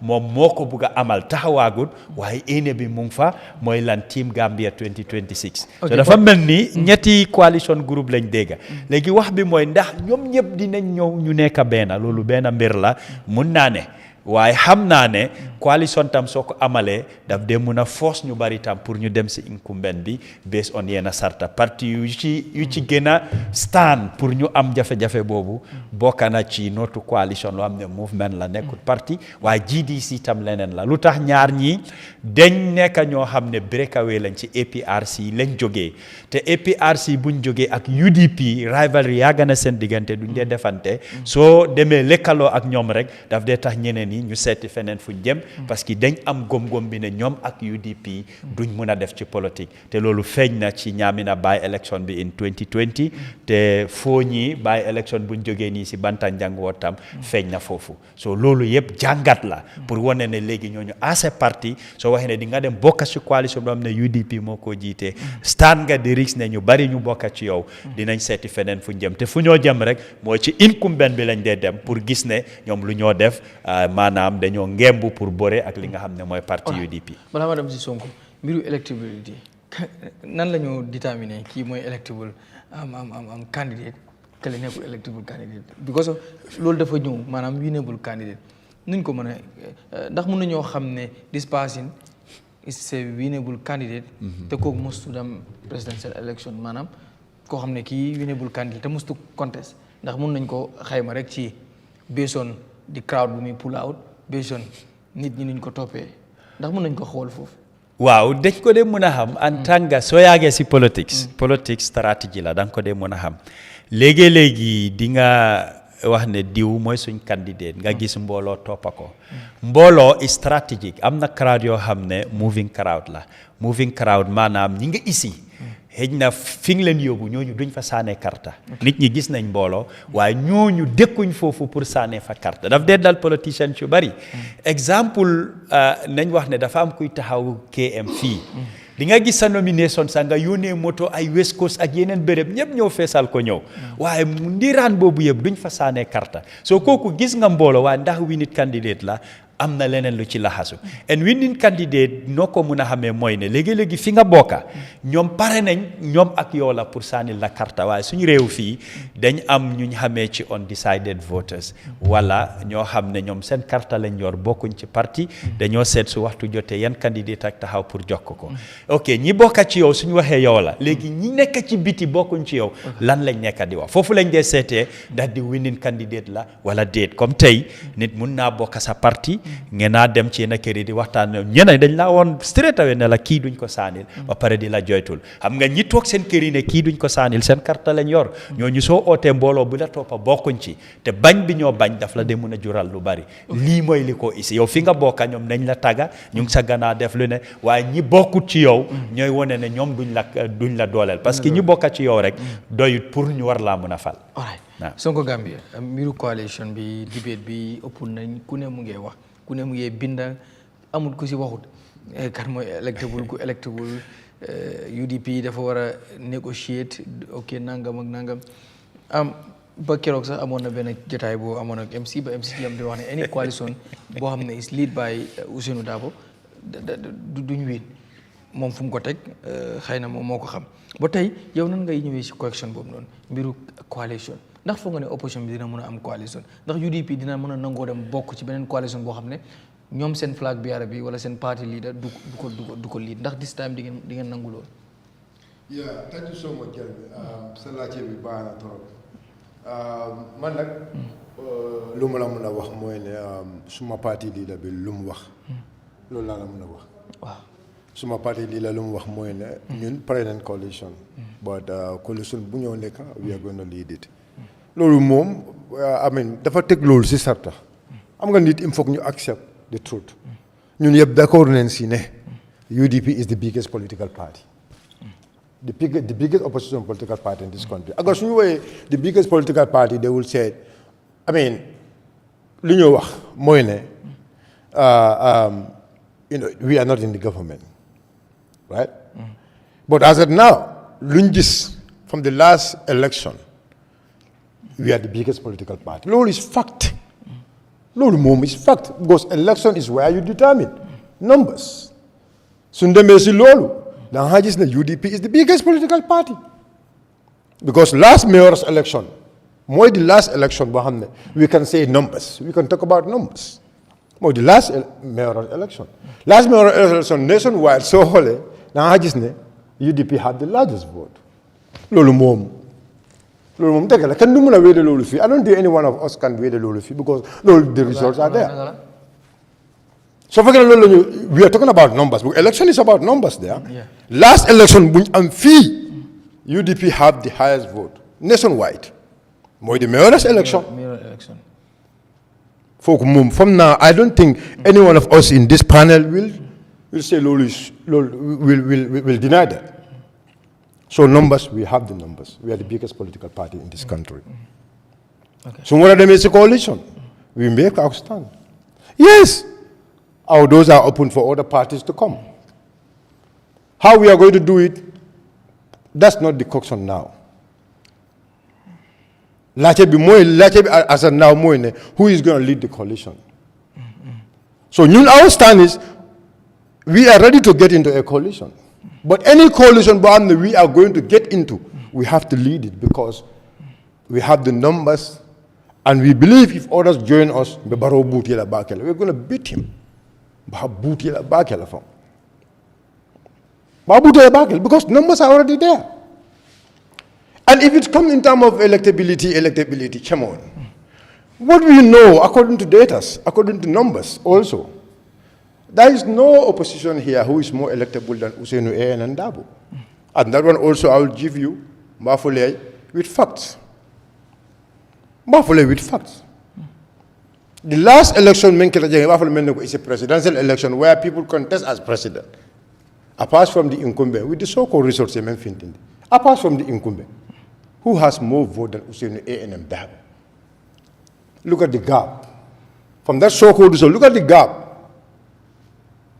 From 200 and something, Mayor Alongo, you only project for UDP. And the third person, if you look at the numbers, you understand, basically UDP have the largest numbers, and Hussein is more electable than all of them because he was able to pull such numbers in an election. So that is something, Mayor Alongo, we must all agree. And if it's come in terms of qualification, Hussein is more qualified than all the candidates. I'm not saying they are not qualified, but if it's come in terms of qualification, job experience, he is more experienced than any one of those people, any one of the people they are contesting. Let us be factual here. Hussein was the former vice president of the Gambia. Hussein was the former foreign minister of the Gambia. He have both experience. He have an experience of being a minister and experience of being a vice president. When the president is not in the country, he is the president. Tell me, among all this opposition, Dr. Asadu Farmaro Jallo Tambaya was the vice president. But I don't think, he served as any other role. Yes, I think he was once a minister also. But Nimbe for the B, Hussein the B, and a track record, being a very strong legal advisor, a very strong lawyer, recommended international. Hussein is the qualification of being a lawyer. If it's come in terms of sacrifice, yes, there are people who sacrifice for this country, and then we have to recommend their sacrifice. Well, our sacrifice, we have to recommend them. But Hussein, all these people, they want to go to the pool. In terms of sacrifice, Hussein sacrificed a lot for this country. He has been consistently standing for the people of this country. A military lowering to be the leader of the UDP for almost how many years? So, we not have been at this level now. Our intention is we want the president may along and the hope is there. So without a coalition, the UDP can do it alone. Like I said, as at now we are not alone. To tell you, as at now, as I'm speaking, we are not alone. There are parties, they are ready to be with us. Parties, not even one, not two. They are parties, registered parties. Parties with numbers. Yeah, look, movements, parties, every single political party have a number, even it's 2, 1, 3. But like I said, already as we are speaking, right now, there are parties, they are ready to be with us. And in fact, that is a process. No, I am not saying it's not a process. No, I'll question. No. I can't comment on now and be futala jail. I'm not commenting for them. Be futala jail. I can't comment without a coalition. Yes, we are hopeful. Yes, without a coalition, we are hopeful that we can win the incumbent. Because what is going to happen now? The discussions shifted. But this separate. No, listen. The separate findings. Without a coalition, the incumbent do. Yes, that's what the survey says. Wow. But even if you go a survey for Nigeria, no, what the survey said, we need to understand it very well. The survey what they ask people and how they ask people, that cannot be a conclusion of who is going to win the election. That cannot be a conclusion. Okay. But like I said, this is something everybody can believe. What I can tell you for free, UDP, Bimbe Singomento B. And all what we heard from the survey, the amount of corruption in this country, the amount of the price of basic commodity, the economy, the security of the state. Come on, if Gambians are ready, where the numbers are. Where the numbers are. So if you actually want to change, you want change to happen, I mean, you must do something, it can give you change. And we must all agree that government. So I can tell you for free that UDP until we are ready. And like I said, we are going to lead, that's what we are not ready to go in for any discussion. We are ready to go in for discussion. But with that discussion, only with that discussion, because all the political party leaders have said their stand. We all had them here. All the political party leaders only have done. Because they will be part of a coalition, but any coalition they are going to lead. Some of the people say they are stand here, yes, they will be part of a coalition, but in the coalition, this is their stand. I mean, that has never been a problem here. So parties are talking about their stand. Midwives have said their stand. Yesterday, their new Secretary General went to the TV and they have said what actually they want. So now, how the coalition is going to work, that is short matter, we can sit and discuss that. But for leadership now, based on what numbers tells us, based on what logic tells us, based on what people tell us, and based on what even this last survey people are banking on, based on what it tells us, it shows you that UDP have the numbers. For example, according to that from going, the UDP have about 35%, right? 35%. So if UDP have 35% and there are undecided votes, and other movements have few, 7% or so, come on, at the end of it now, if you look at other numbers now, if UDP pursue the undecided voters, for example, and try to get one or two political parties, for example, the number is going to be much higher. Look at what they say the incumbent have. So what I can tell you, the amount of difficulty, the amount of sovereignty, the amount of corruption, the amount of bad governance, I can tell you if Gambians are ready and if Gambians are willing, I am telling you, come on the 5th of December. The person who will be announced as the President of the Republic is going to be Ousainou A.N.M. Darboe. Mr. CV, mbiru coalition debate bi opposition bi batay mënuñu former coalition because of ñu ngi ci problème ku koy lead ak ku ko dud lead ak kan mo electable ak kan mo electable yow ban jangal nga ci am ak itam ndax opposition bi yow yaakar nga ne at the end of the coalition mën na possible tout ndax opposition bi mën na defeat the incumbent without forming a coalition. Waaw xam nga garmi xam nga ndeysaan suñ ne coalition mënta possible maybe am na boor bu jàppane ñoom coalition du mun a possible si kaw amaana seen candidate bi suñ ko jiitalut coalition du possible ñoom seen side. But I can tell you for a fact that coalition is in the making. Union parties, multiple parties are also started their engagements. You get seen groundwork. But comme li Sonko wax rek ne even though UDP is the largest opposition party, ñun nangul ko because am nga rek li day xew ci biir réew mi fi yëpp umput ñun.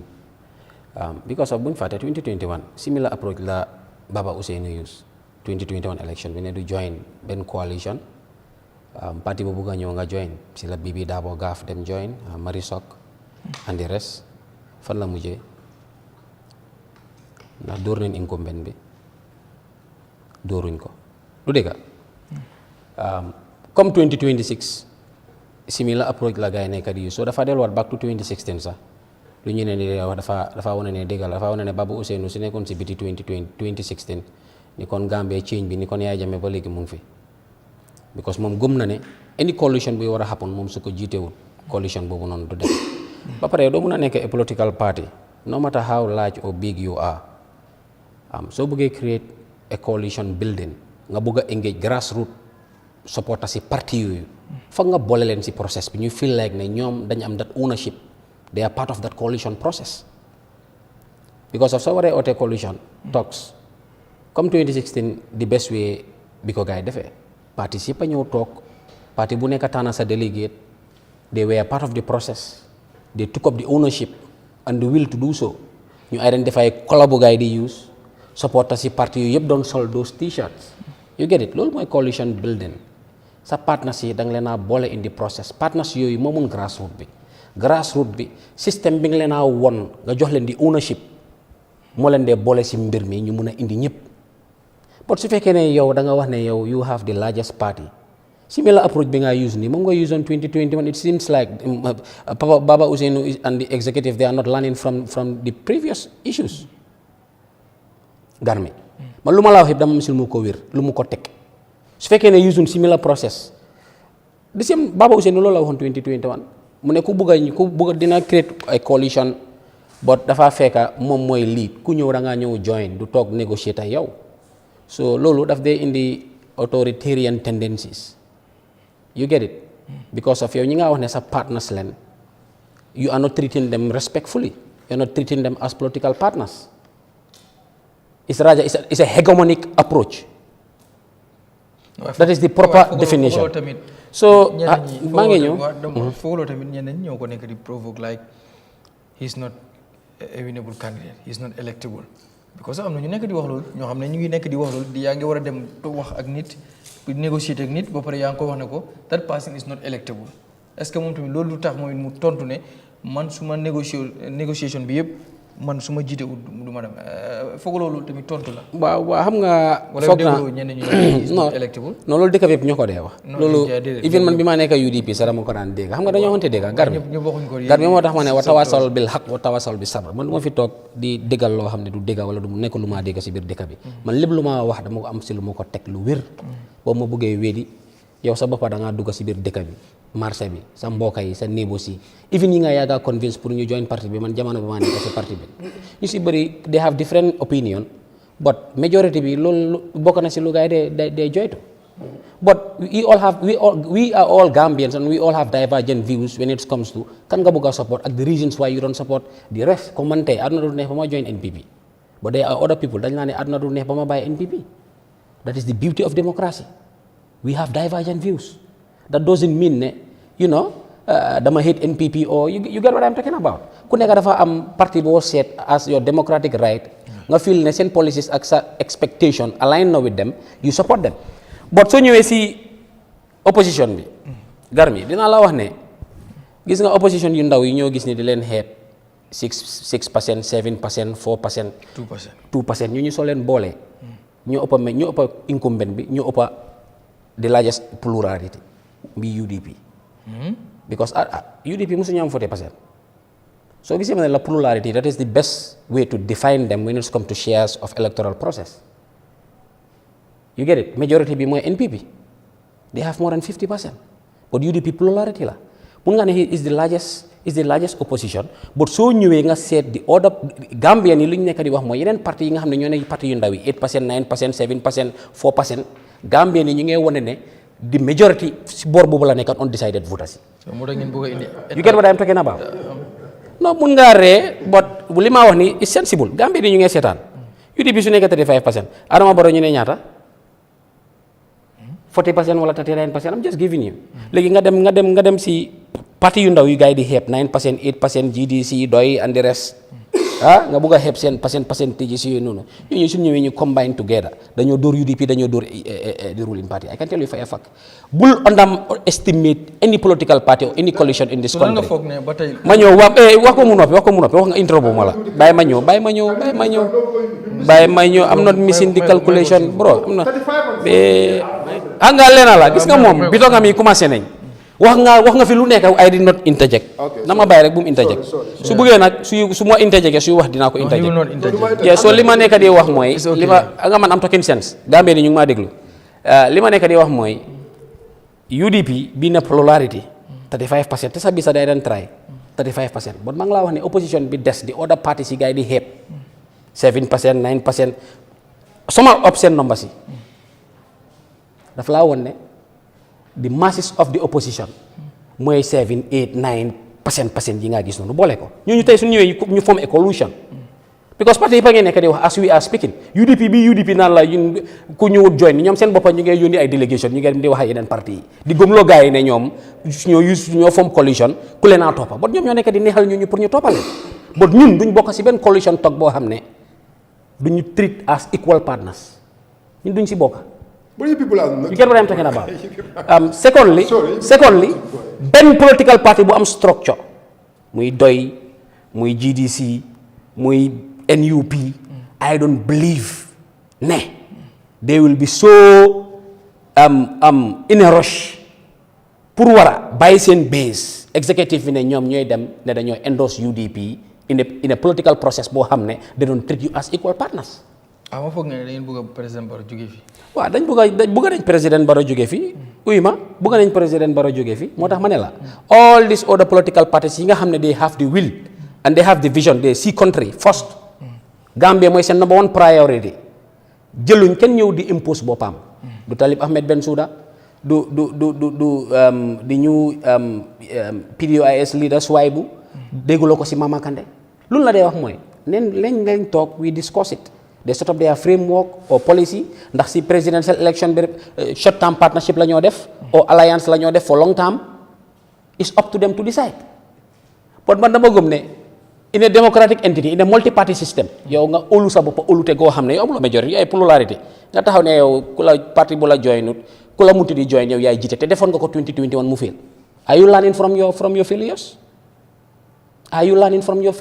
ba pare leneen lu ñu war a bàyyi xel mooy 25% to 26% ñi nga xam ne 2008 2007 lañ juddu xamuñ struggle yi ñi ñoo wax nii they are not popular to those age cap te they will be 26 to 27% new voters yu ñëw election bi ñëw nii gis nga lu bëri de use different lens when analyzing politics. so léegi kan nga foog ne moo nekk di hinda wala moo nekk di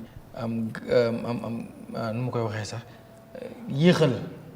dégg nga coalition yi kan moo nekk di yéexal pour opposition form a coalition yow kan nga nekk di blame ne bu fekkee ne. waaw xam nga coalition kuy jiite ku war a jiite coalition it doesn't mean ne ku dafa war a nekk koo xam ne moo gën a popular benn sooy seet kuy jiite coalition da nga war a seet koo xam ne dafaa ñëw unify dafaa nekk ay unifier dafaa mun a ñëw boole xeeti yëpp boole different religions yi you get it ba pare mu nekk koo xamante ne ni liggéeyam set na am na a track record kooku is the best candidate pour any coalition. so Dabo mu musu woo si benn commission nag. dégguma la. Dabo moom Ousseynou Dabo moo xam ne musuñ ko woo si commission. non dégguloo fi ma ne Dabo dañ ko woo si commission. dama la nekk di jox da nga la ca sànq. who is the best candidate. non kooku dafa war a nekk koo xam ne dafa set. which. very good ma ne la Dabo musuñ koo woo si commission. pour mu ñëw ñu ne ko yaa jëloon lii. yaa def lii wala yaa def lii. comme loolu laa la nekk di wax nii. waaw li ma la nekk di wax mooy. Garmi man li ma wax man ama sharpshooter man li ma la wax dafa leer nañ. dama la ne. waaw any candidate boo xamante ne nii moo war a jiite coalition. da nga war a nekk koo xamante ne nii da ngaa ñëw nga unify. benn mooy di nga mun a boole xeet yi different xeet si. ñaareel mooy di nga mun a boole different religion aspects yi. ba pare di nga nekk koo xamante ne da nga am track record man li ma la dafa seet wicc. léegi kan nga foog moom moo ko si amoon. bul boole Dabo si coalition. because moom leeral na boppam ne moom bokkut si coalition moom kuy dem da nga koo dem endorse da ngaa parti leader bi dafaa nekk yaay compine bu dem endorse beneen parti leader. yoo xam ne dégguloo waxi UDP bi de. ok papi compine nga nekk. parti leader bu dem join UDP yow papi compine nga. but ñun parti leen ñun suñu parti dafa toog si table treat all the political parties with equal respect. ñu toog ñu négocier. you get it.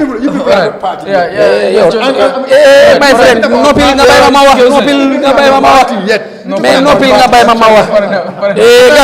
garmi beneen mbir garmi mais ma da nga dee may gaay ok xam nga saa yi fu mu nekk nii wal kumba yàlla mu noppi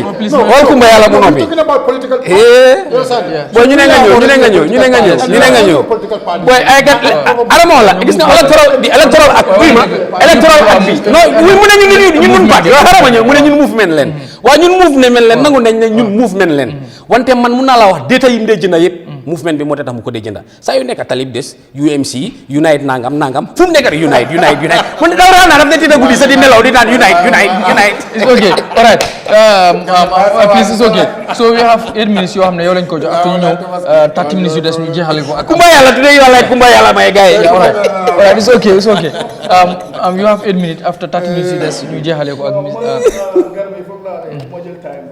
waaw very good because soo xoolee lii nii lii rek is a clear example ne any coalition from the opposition is not going to be realistic in a sense mooy ne ñoom si seen boppa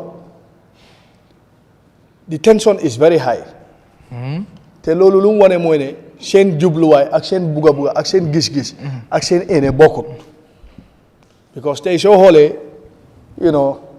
UMC versus UDP coow li tey suñ la waxee ne Gambian si kaay leen ñaar ñi bokk nañ dañ pare pour yóbbu réew mi si kanam loolu naxaate la dañu dem after election ñoom i neen ñuy reyante te loolu mooy ñu delloo Gambia 25 years backwards te Gambian si xam nañ loolu te opposition yu fi nekka Garmi suñu waxantee dëgg rek te yàlla tax ñoom i neen seen biir jubawuñ ñooñu noonu tey suñ ne dinañ ànda non ànda boobu andi naxante la mooy ne andi naxante ñu tàggoo ñu jowante te loolu Gambian si eewu nañ si xam nga suñ bëggee use 2016 as a yardstick pour wax ne coalition rek moo fi génnee président Barrow dañ mistake because the realities are not the same li nga xam ne moo xewoon si dëkk bi by that time ak joytu yi nga xam ne Gambian si yooyu lañ doon joytu si wàlli démocratie si wàlli développement si wàlli extrajudiciary killings ak yooyu yëpp yu fi daan xew yoo xam ne àdduna bi yëpp dañ ko naxarlu tey ndax loolu mooy xew si Gambia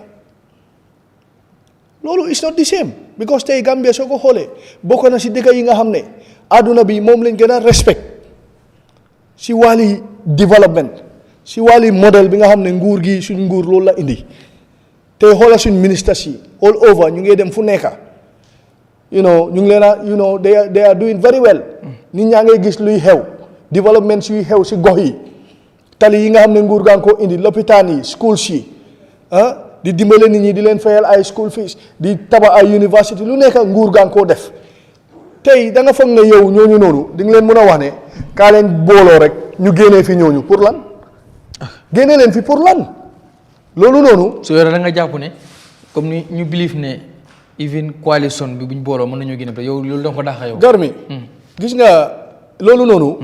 already seet nañ exemple bi te Kodo Dudu Jah wax na ko fi buñ demee foo ñi bàyyi election bi lan moo fa xew all the opposition parties were there te foofu sax in fact opposition bi ñoo fa nekkoon because Noto Alliance seen councilor moo fa nekkoon buñ demee election Noto Alliance taxawal candidate UMC ñëw UDP ñëw GDC ñëw ñëpp ñëw at the end of the day naka la mujjee Gambian si wan leen ne ñun fu ñu war a sànni suñ karta yi xam nañ ko te Gambian si yàlla may na leen eewute boo xam ne tey kenn mënul leen a nax because su nekkee ne tey yow looy wax corruption bi su nekkee ne mun nga koo justify waaye bor bu seet yaa ngi taxaw si rajo yi corruption suñ la laajee nga indi benn évidence doo ko mën a produce waaye tey développement yi nga xam ne mu ngi xew si réew mi loolu noonu mënuloo goma boti nit nga ne ko ne lii nii xewut fi tey soo demee ba wuli nga ne leen ne président Adama Barrow indi lu leen lii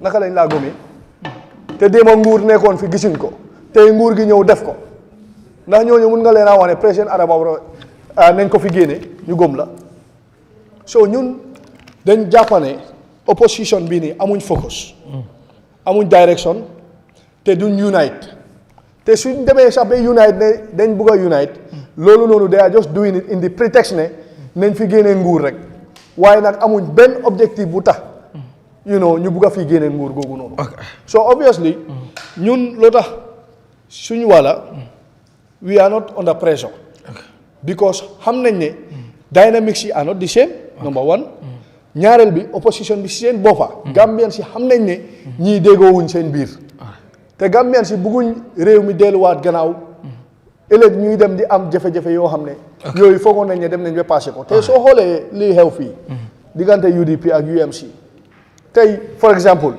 Talib mi nga xam ne UDP la nekkoon moo génn mu ne Lawyer Darboe is not electable is not a winnable candidate loolu noonu kii sax wax na ko fii Sirif Karafa Sonko moom moo nekkoon UDP seen campagne manager bi mu ne soo gisee mu resign from UDP mooy ne Lawyer Darboe is not electable te moom am na si 100% evidence because yóbbu na ko élection yóbbuwaat ko élection mënut a gagné. so kii nii Lawyer Darboe nekkul moom moo nekkoon Bart Sela. non dama naa wax lu mu wax rek man moom soo ñëwee si Lawyer Darboe taxaw na mu ne UDP amul démocratie loolu tax mu bàyyi UDP loolu la wax bu muy bàyyi. so obviously kon fooguloo ne Lawyer Darboe tey dina dem di baag Lawyer Darboe tey fooguloo ne taalib dina dem di back because suñ ko defee sax Gambian si ñoo leen a xeeb ñoo leen a ree because yow doo mun a wax di barki démba tey nga ne xaaral ma dem ànd ak kooku noonu te UDP leeral nañ luñ wax looya daa ba mu ne moom du jox palaasam bi kenn te gis nga lu si bi wax mooy ne ñoom tamit duñ dem bootu si koo xam ne moom mooy bàyyi compine bi ñoom ñu ñëw nekk ay doomi compine so duñ ko allow so obviously ñun we are not worried ñun suñ focus mooy ne ñu ngi def lu ñu Gambien si santa mooy liggéey boobu noonu gëm nañ ne am nañ yaakaar ne Gambien si li nga xam ne président bi def na ko fi ñu ngi koo bàyyi xel ñu ngi koo gis ñu ngi koo dunda te ñu ngi koo yëg te réew mi mu ngi jëm kanam tey Gambia bokk na si réew yi ñu gën a respect si àdduna bi wan nañ ne Gambia mooy di safest country in West Africa, fourth in Africa te suñ ministre si ñu ngi flourish everywhere gis nga démb rek docteur Cissé statement bi nga xam ne joxe na ko fële London ak yeneen minister of tourism being the best minister in the world yooyu yëpp ay mbir la yoo xam ne Gambian si ñu ngi koo gis dëgg la nag waxuñ ne everything is 100% waaye Gambian si xam nañ fu ñu war a sànni te soo gisee Cyprus sauvé bi Gambian si wane ne ëllëg su nekkoon ne ñu ngi sànni karta président Adama Barrow la ñu sànnil si lu leer nañ leen ko teg thank you yes ñu delluwaat BCC waaw gëj naa fa lool bàyyi ma dellu fa léegi pour ñu xam lu xew BCC ñu continuer léegi su ko defee 30 minutes yëpp ñu use ko si jeexalee ko programme bi nañ la jox 30 minutes kay jërëjëf maa ngi rafetluwaat rek waxtaan bi di gërëmaat sa panélistes yi bu baax si insightful discussion so foog naa fi ma emoon mooy ministerial approval bi ñu am waaw bañ ko amee disburse taguñ funds de liñ def mooy just to ensure ne toppa nañ procedures yëpp as opposed to claims yiñ fi wax during the last session liñ def mooy management bu Banjul City Council jiite ko di CEO dafa defar an MOU bu ñu am before disbursement of funds all to make sure ne precautionary measures yëpp jël nañ ko the MOU is here with me. It is made and entered into on 14 November 2025. Why nga am points of importance in MOU bi, which I believe Councillor Cissé su ko readoon mu teewlu si General Council sittings yi nekkoon allegations yi mu def du ñëw toog fii di ko def MOU bi daf ne Rafela, a network of elected women on the United Cities for Local Government, is the implementing partner, represented by Mayoress of Banjul, who is the president, and this agreement is between Banjul City Council and Rafela. The purpose and scope.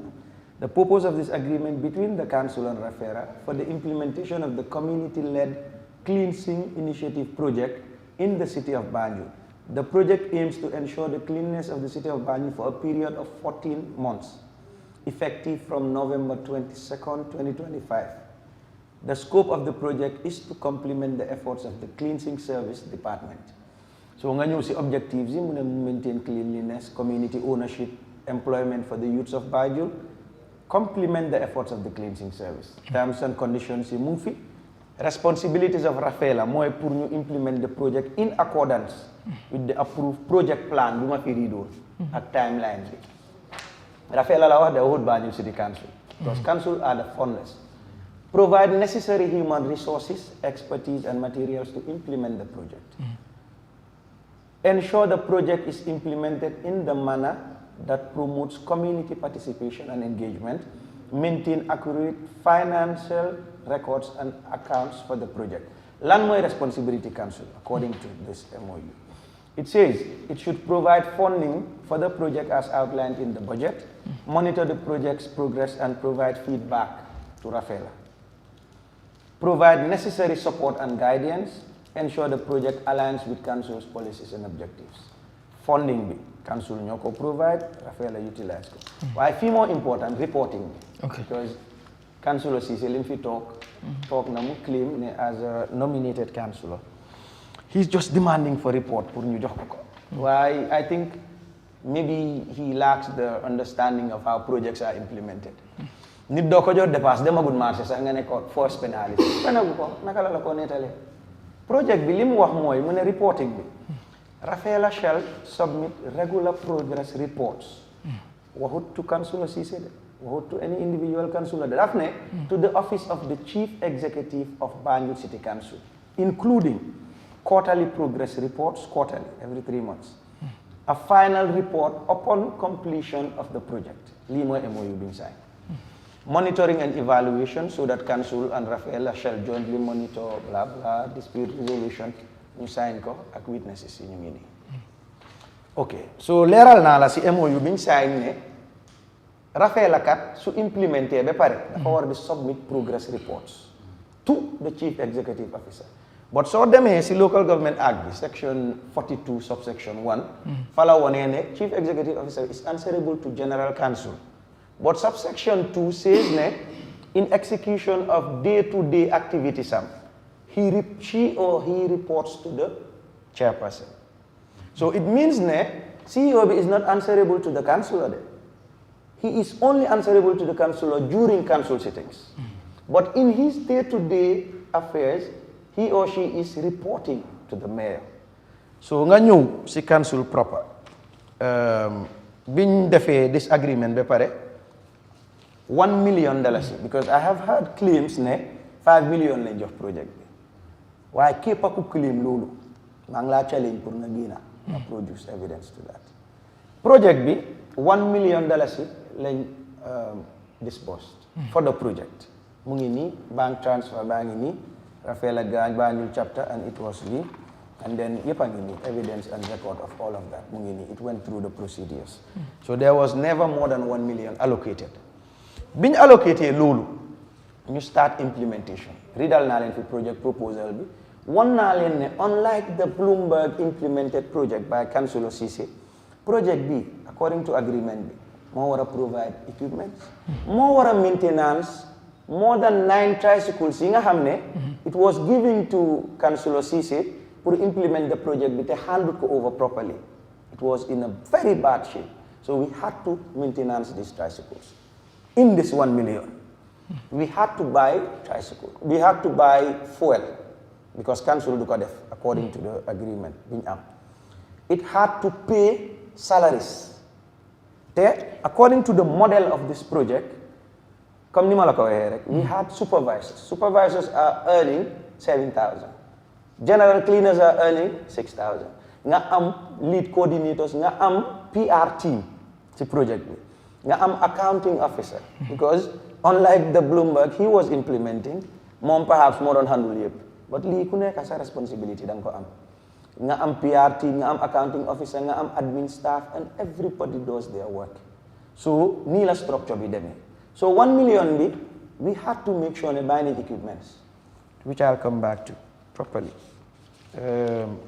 so ñëwee fii according to the project progress report comme ni ma ko waxee woon this report is submitted to the office of the CEO not to any councillor's office project progress report baa ngi nii cover letter bi nga xam ne jox nañ ko CEO bi mu ngi fi and then according to the project progress report it reads it says reporting period from 28 November 2025 to 1st February lan lañ def ak xaalis bi nga xam ne council joxe nañ ko it said budget line allocation fuel code B is 8880001 $82,350 was spent on fuel I don't take my words for it because li xew mooy like I told you we have an accounting officer li ma def bi ma ñëw I requested for all the documentations because sooy jënd fuel for public funds using public funds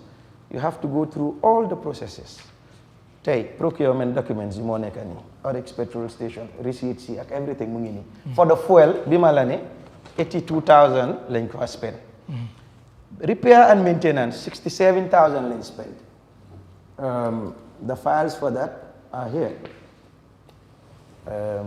procedures yi ñu war a jaar yëpp remember this is given to the CEO because moom mooy dellu si waat council soog a report si general council so mu ngi nii ñi jëndee yëpp documents yaa ngi nii soo paree salaries fii dinaa fi taxaw tuuti because initially project bi daf ne woon 150 nit laa jël waaye because council dooleem 1 million la mun a joxeegum te we were nearing the end of the year ñun ñëpp xam nañ Banjul ni mu dee mel festive period bi ruslu na torop si meeyo ak ñun ñu elect ñëpp ñu gis ne gan yi dugga si nañ Banjul tilim ni mu tilimee Banjul everywhere ñu fa tali and everything thanks to the road rehabilitation project by His Excellency's government ñu toog ñu ne nañ start ñu kick start lu ñu am ñu dooree loolu ñu improvise ñu jël salary we employed contrary to the claims by Councillor Ceesay ne 16 nit lañ employ dinaa leen woon employ nañ 79 nit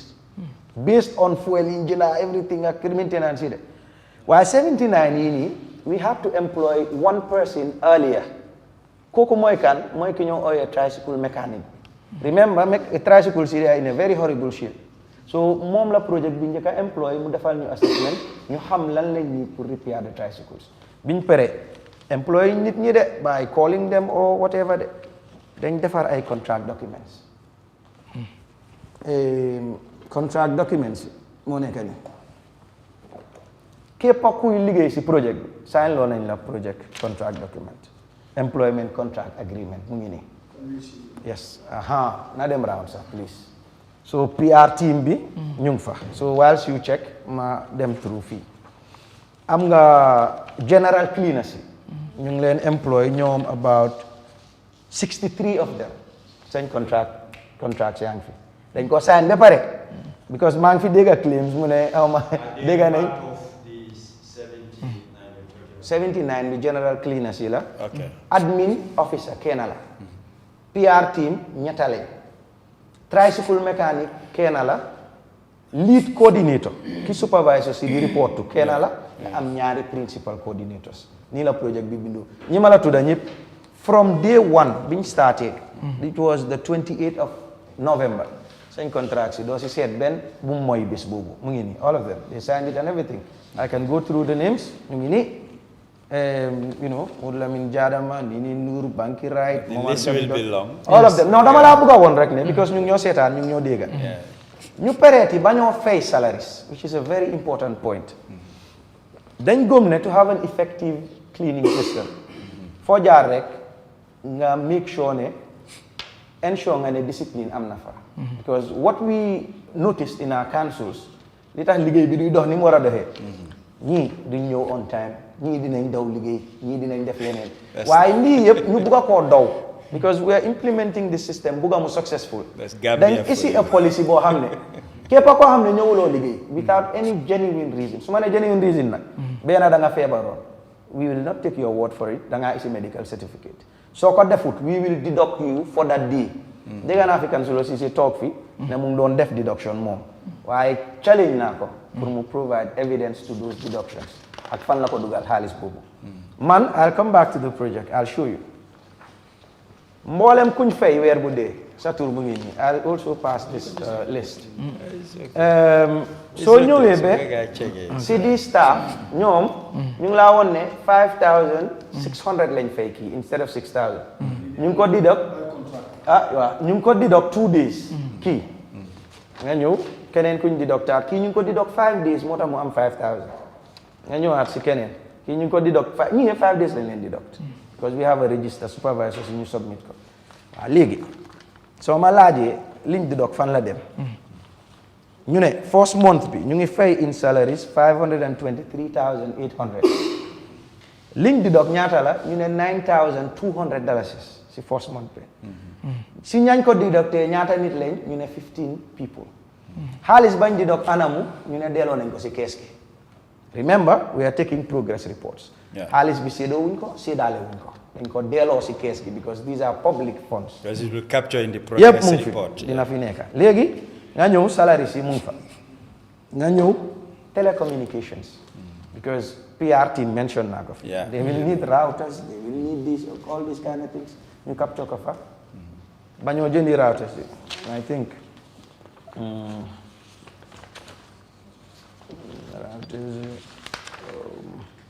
lii foog naa receipt QCell it says $1,500 is only data 1 megabits max only. Receipt QSL. Receipt everything I have it, right? That's even a minimum charge. Wow. No, because we are cutting cost. We had this discussion. You know, Ali dafa sulu kirib karab manele. Ñun sax general ta taxul ñu wona juk balé ñu taxa juk. Why we want to also sensitize the people, so ñu def li. So we are cutting cost as well. Okay. So bobu moy telecommunication. Fan lañ dugalat xaliss bi. ñu ne on equipments. Remember, ports mayon nañ ñu bagage. Ay bi project bi jexé kan sulo Cissé isilul ñu ben balé bu yaaxu sax man teguma ci bot man gisuma ko. Project bi mo door we started from nothing. Amuñ ko ñu sponsor 1 million lañ am. So we bought equipments. Lan lañ jënd. We bought working tools. Jënd nañ ay metal spade, jënd nañ 100 gloves, jënd nañ broom mu ngi nii fañ ko jëlee mu ngi nii spade ñu ngi jënd 10 unit price $400 amount 4,000 gloves ñu ngi jënd 10 unit price $50 amount. So yooyu yëpp receipt bi ñu ngi ko dajale lii yëpp yee gën a submitted de nekkut lu ma tea or anything ñu ñëwaat broom si jënd everything you know this also you can check. Submission being an def is it through council or no through the CEO according to the MOU. But remember CEO is answerable to the council. Go and report to council. So CEO time bi xam nga you don't do jitu fak na council Cissé he put the cart before the horse. Man lolu motax may laajte. Ma ngi ñëw rek why CEO bi dem council. Waaw dina xam nga yow project door rek but because perhaps I might assume ne maybe because Bele moko don implement council wasn't satisfied with the implementation. One would ask, committees are there in council. Mayor, nearest representative should be the deputy mayor. Councillors in committees in why would he be selected as a nominated councillor for more implement li? It's a privilege or an honor to become mayor of Fallon. So one more it was surprising, it was bizarre to hear some of these allegations. You know, I think they are very unfair to mayor me the phone. This juris living. Why? Balan Marek. Manusi stationery, we spend 47,000. Publication and advertisements, we spend 79,000. Understand? So legi, bin pere lulu. Imagine, I'm going to 1 million len ñu jox. Liñ spend yep is 933,000. Account bi so fa demé tay $66,150 mo fa dess. Lima la wax ni yep mun nañ ko retire mu all accounted. Understand? And then CEO jox nañ ko li because remember fi ku fi claim ne mun nga jóg nga tok nga stop project. I told you we went through all the procedures. Because li tax ñu delu war council sa threshold clear. So les rift bu am lañ def ma nga ñew légui biñ dooré implementation di am. Fak na council aussi ci bopam claimal na bopam ne mom mo binda letter. Bim bindé letter like I said, Bimador, Office of the Mayor, Councillor Cissé or whoever else, munut la genil bena letter bu Office of the Mayor binda any councillor. Lolo amut, that's false. Li xew moy, I have this letter here with me. It's dated 27th November 2025. It says elected and nominated councillors, Banjul City Councillors, addressed to the Chief Executive Officer.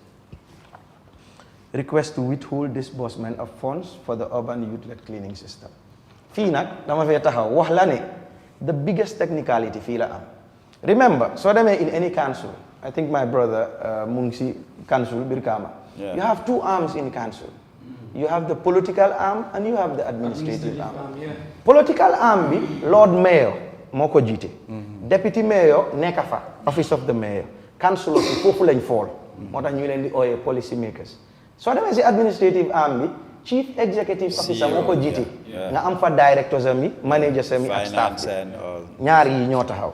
So act bi section 42 subsection 2 nela Chief Executive Officer bi in exercise of his functions mu ngay report to chairperson. So any complaint from the political arm should be channeled to the head. Head bi transmit ko. Why? Du demee nii. Yow councillor bi am complaint, two options nga am. Bena bi nga isi ko general council meeting wala nga binda ko si mayor bi forward ko to li. Why this letter I have with you xam nga so dem yobu court case sax ak case bi lu mu am substance ñaata cases lañ fi dismiss because of technicalities. He is the biggest technicality number 1. So ñu binda letter bi ñu ne Chief Executive Officer lañ binda pour request ko pour mu withhold funds ñu CC mayor anga CC mooy carbon copy. CC in layman's term mooy ne maa ngi laa am copying this to you not pour nga jël action de waaye pour nga xam ne conversation bi exist na. Yeah, to inform you. Exactly. I am writing this to you not for you to take action, but so that letter was not addressed to. It should have been addressed to the mayor. Fag naa ñi xam. Legally. Whatever, it was not addressed to. No. Mu ngi nii. I'm asking. But you can look The at it. CEO. Yeah. You can look at it. Mohol. The chief Hall bi baax na si sax nga wane xale ko because kayit yi ma la isil dafa bëri soo si xoolul benn bi yow BCC nga indi. As a councillor. Okay. And this letter was from Gallas. Well, this letter, according to Lima Dega, but it was also signed by other councillors. Okay. So, Ten councillors bari na. maa ngi ñëw sa si signature. Loolu bari na di. Léegi xam nga councillors yi dañ leen fa boole. Banjul City Council dañ am 9 elected councillors and 4 nominated. The 4 nominated were nominated by the mayor. That is where Councillor Cissé falls. So biñ bindee letter bi, if you look at this, foog naa seetu leen bu baax de.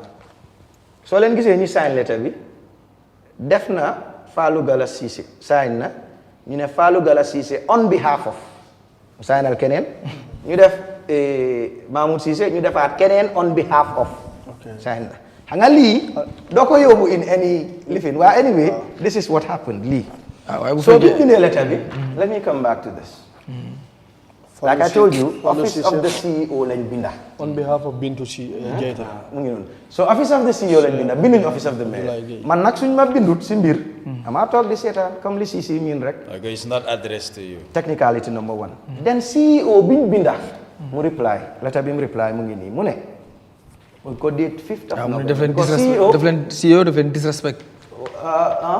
Mu ne CEO daf leen disrespect. Maa ngi ñëw si letter bi moo claim, dafa claim. And daf leen disrespect waaye letter baa ngi nii I wish mu isi one letter because CEO binda waaye man isi naa ko luckily CEO dafa demoon on leave by then waaye ku xam council ni moo doxee di nga xam ne CEO su randoo admin director mooy ñëw so admin director randoo finance director noonu la hierarchy so CEO respond on the 5th of November 2025 mu ne dear sir or madam, request to withhold disbursement of funds for the urban youth-led cleaning system project. Mooy seen title letter.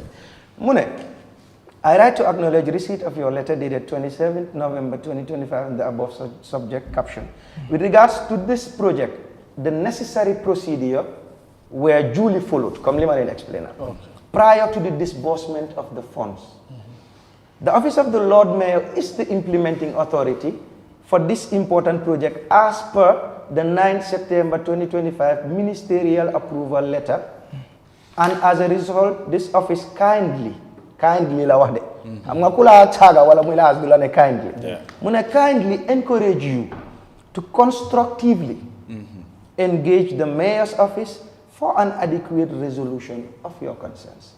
xam nga kii mënoon na laa jàndi sa ne la technicality bu mag nga fi def waaye daf la ne kindly, you see the language, right? It's very mu ne leen alternatively and as a last resort you are advised to channel your concerns to the General Council, like I read here, see actually, for a redress concerning that there exists a valid and unanimous General Council threshold approval.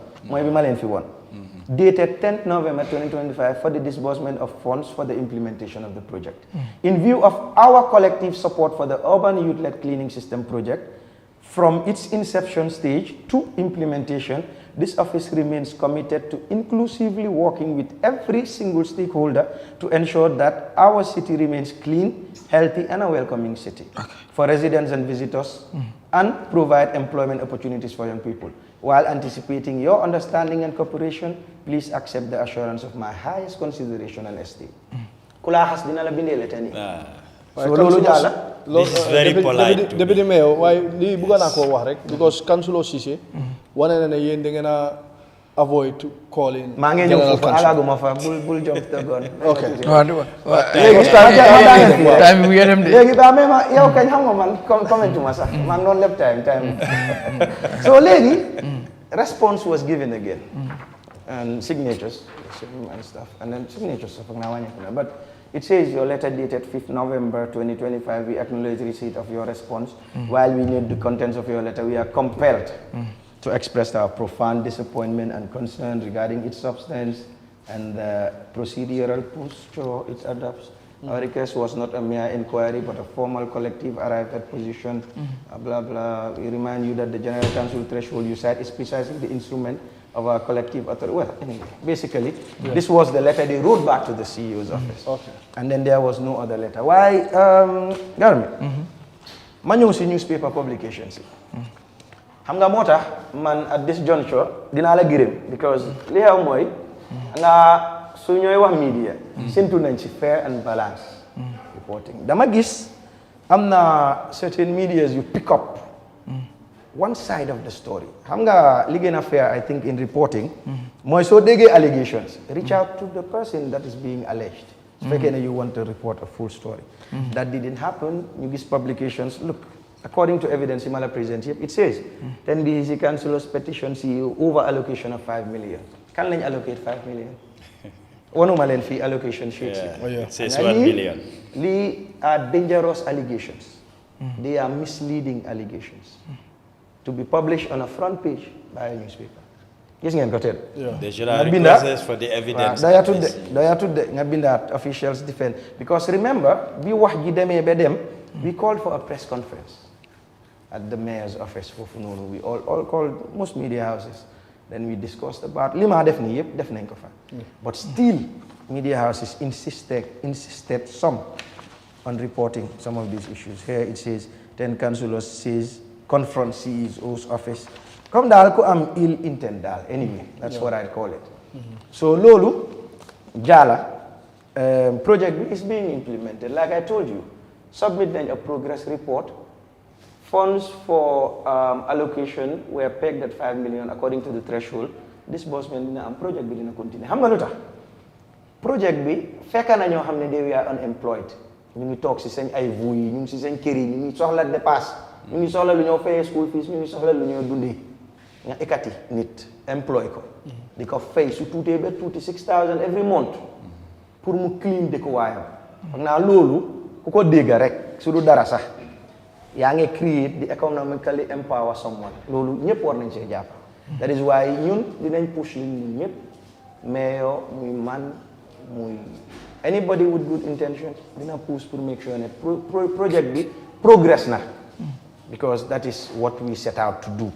Waaye ma ñëw si yëfi General Council. Why before that sir, because claims yi ma note down dégg naa Councilor Cissé wax affaire travels about American Embassy travels. Waaye ma bëgg a leeral rek something. Xam nga su trips amee o mayor jël ñu lobby trips or council gets invited or whatnot. Mostly mayor in her wisdom would say ne okay trip bi kat it concerns matters of such nature. We have a nominated councillor that's nominated for this purpose. Haral ma yóbbuwaale ko. So that trip bi du nekk a waste ñu yokk capacity. I can state here that COP ñu ngi ko doon host Dubai. Mayor bi moo jóg di dem Councilor Cissé la oo ñu ànd ñu toppatool ko travel grant and everything mu dem ñëw. Just recently Mayor had a partnership council am nañ partnership ak Nanning City China. I think ñu bari missing publication boobu. Because foofu amee nañ fa ñetti waste trucks mu ngi ñëw ak solar lights yu ñu am si through that partnership mu ngi ñëw. Trip boobu bi mayor di dem Councilor Cissé la oo te bi mu ko ooyee dafay si passeport am bi ñu toppatool ko visa am ñu fay ko travel grant mu dem. Waaye su fekkee ne moom li mu toog fii di claim ne favoritism or trips yi laa bañ waaye gisuma benn councilor génn jamono boobu de wax anything about travels yooyu. So that alone I think it's out of maybe Moham whatever reasons. Well, I can assure you ne council when it comes to travels and other opportunities amut kenn koo xam ne dina ne you know su si suma waxtu jotee du ma dem or xañ nañ ma ko including moom si moom. Beneen bi mooy yëfi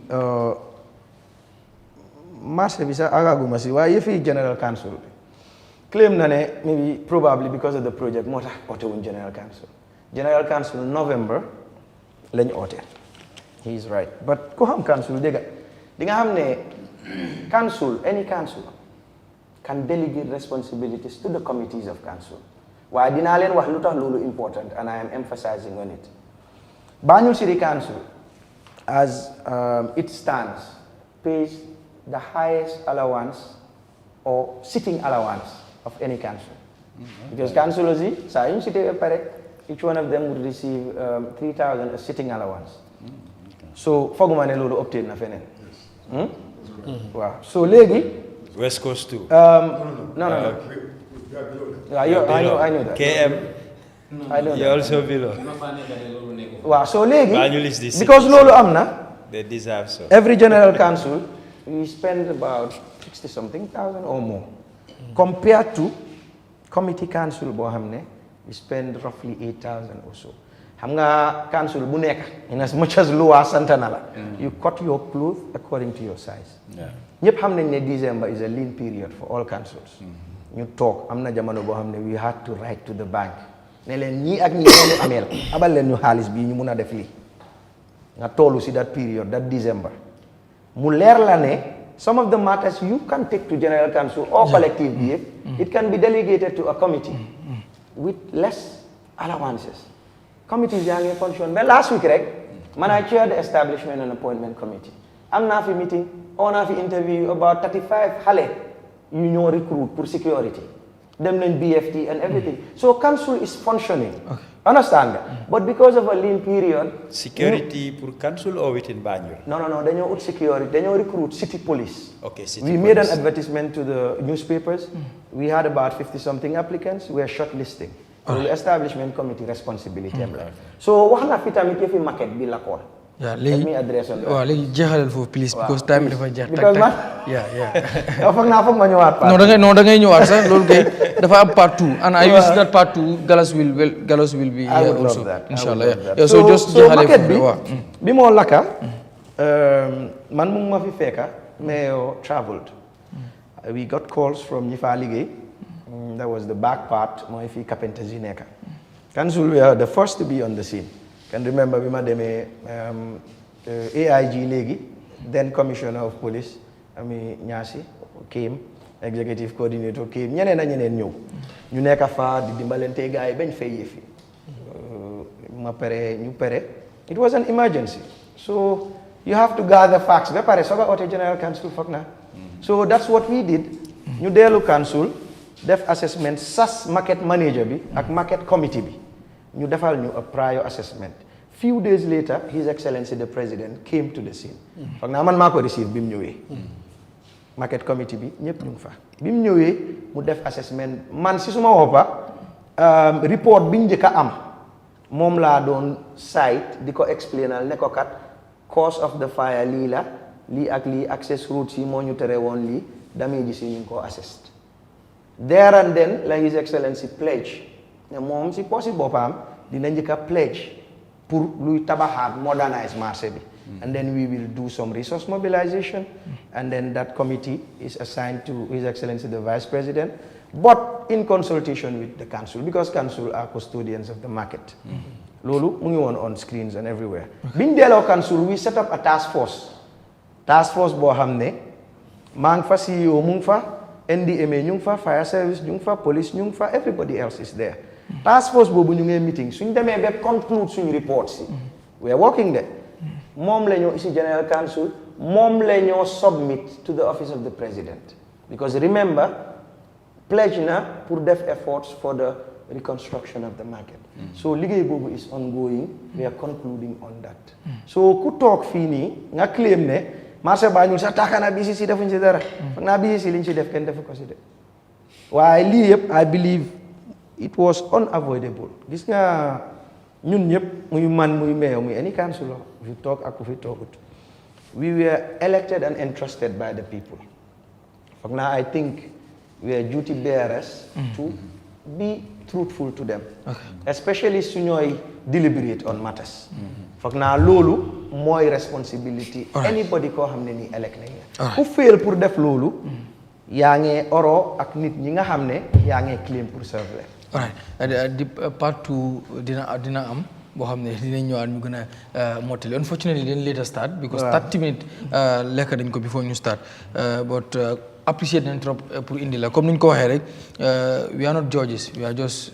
journalists yoo xam ne dañoo try pour def a fair and balanced reporting bu ñu jëlee side bi jël beneen side bi Galas ñëwoon na mu wax and then it is very right ñu jox la pour nga reply because of even loolu lañ koy waxee right to reply and then you have it moo tax ñu jox la ko so li si des nag askan wi ñoom ñooy jooj kan lañ ci gëm kuñ ci gëmul but anyway the part 2 will waaw balaa part 2 no I will not give anybody even one time dafa jeex even suñu technical room bi non xajul fi surifo please may moom boo leen bëggoon loolu you will come earlier anyway please yow moom guess na dafa am lu ma I will give you that waaye comme panelist yi du ma leen mën a may because su not late bi sax but am na lu xew loo xam ne mënu ma ko explain si télé moo tax mu bëgg ñu jeexal fat waaye ko doon dinañ doon amaat even 15 minutes extra but am na lu happen loo xam ne mënu ma ko wax si télé moo tax so we need to wrap up but anyway thank you for coming so mun naa la bàyyi so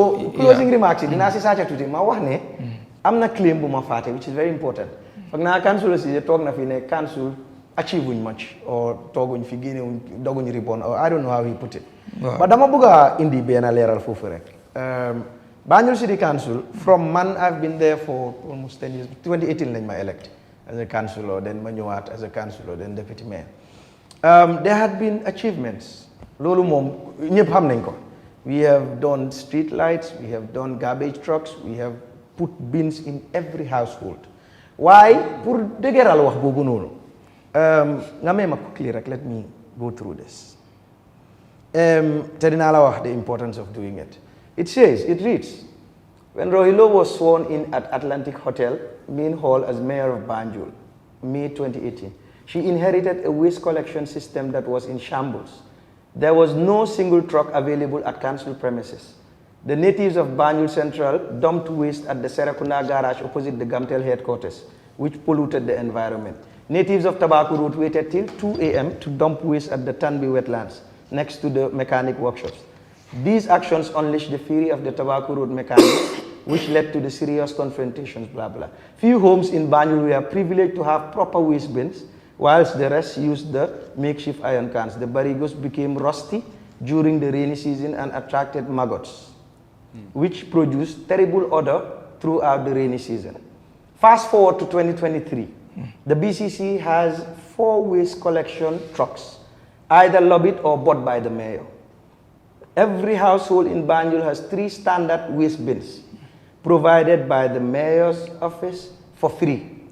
Banjulians residing in Kombo aren't spared of the goodwill gesture of the bins provided by Rohi-led council. The punctual BCC waste collectors do collect the mbalit twice a week without charges. The landlords in Banjul are charged $700 to $1,000 for annual compared rates by BCC, and a handful of them are collecting rent on a monthly basis. Mayor Lo is not Gambian standard. She's international. Show me a mayor running a more successful and cost-effective mbalit project in West Africa. And if I refuse to give you $500 before nightfall, I will cease answering. That's how far she can go with us. Munuta dok yapi yaramambi joxni. Importance of me reading this. Why? Gis nga post bi man postuma ko de. Ken si platform bi post fa. The same Fallou councillor Fallou Cissé moko binda about Mayor Lo. So the same person ñëwaat toog fii di leen laaj nit ñi. Lan la fi Mayor Lo lii I think the same question ngeen ko waroon a laaj xam nga man li ma bëgg a wax rek foofu mooy kañ la fi lëndëm ba xamee woon teetu but why I mean it's okay your council also time bi dafa jeex please I mean I want to assume there have been a lot of headlines about your council there have been a lot of headlines so dinaa ñëwaat dafa ñëwaat dañ ko indi non you cannot ask. I just want to ask him what the question. You cannot ask a question, please. The time be more tak. Bilahi, I'm not here. Yeah. So anyway, thank you so much, Deputy. Part 2, huh? Yeah, part 2. Part 2, question and answer. Yes, question and answer. So yes, please. Yeah.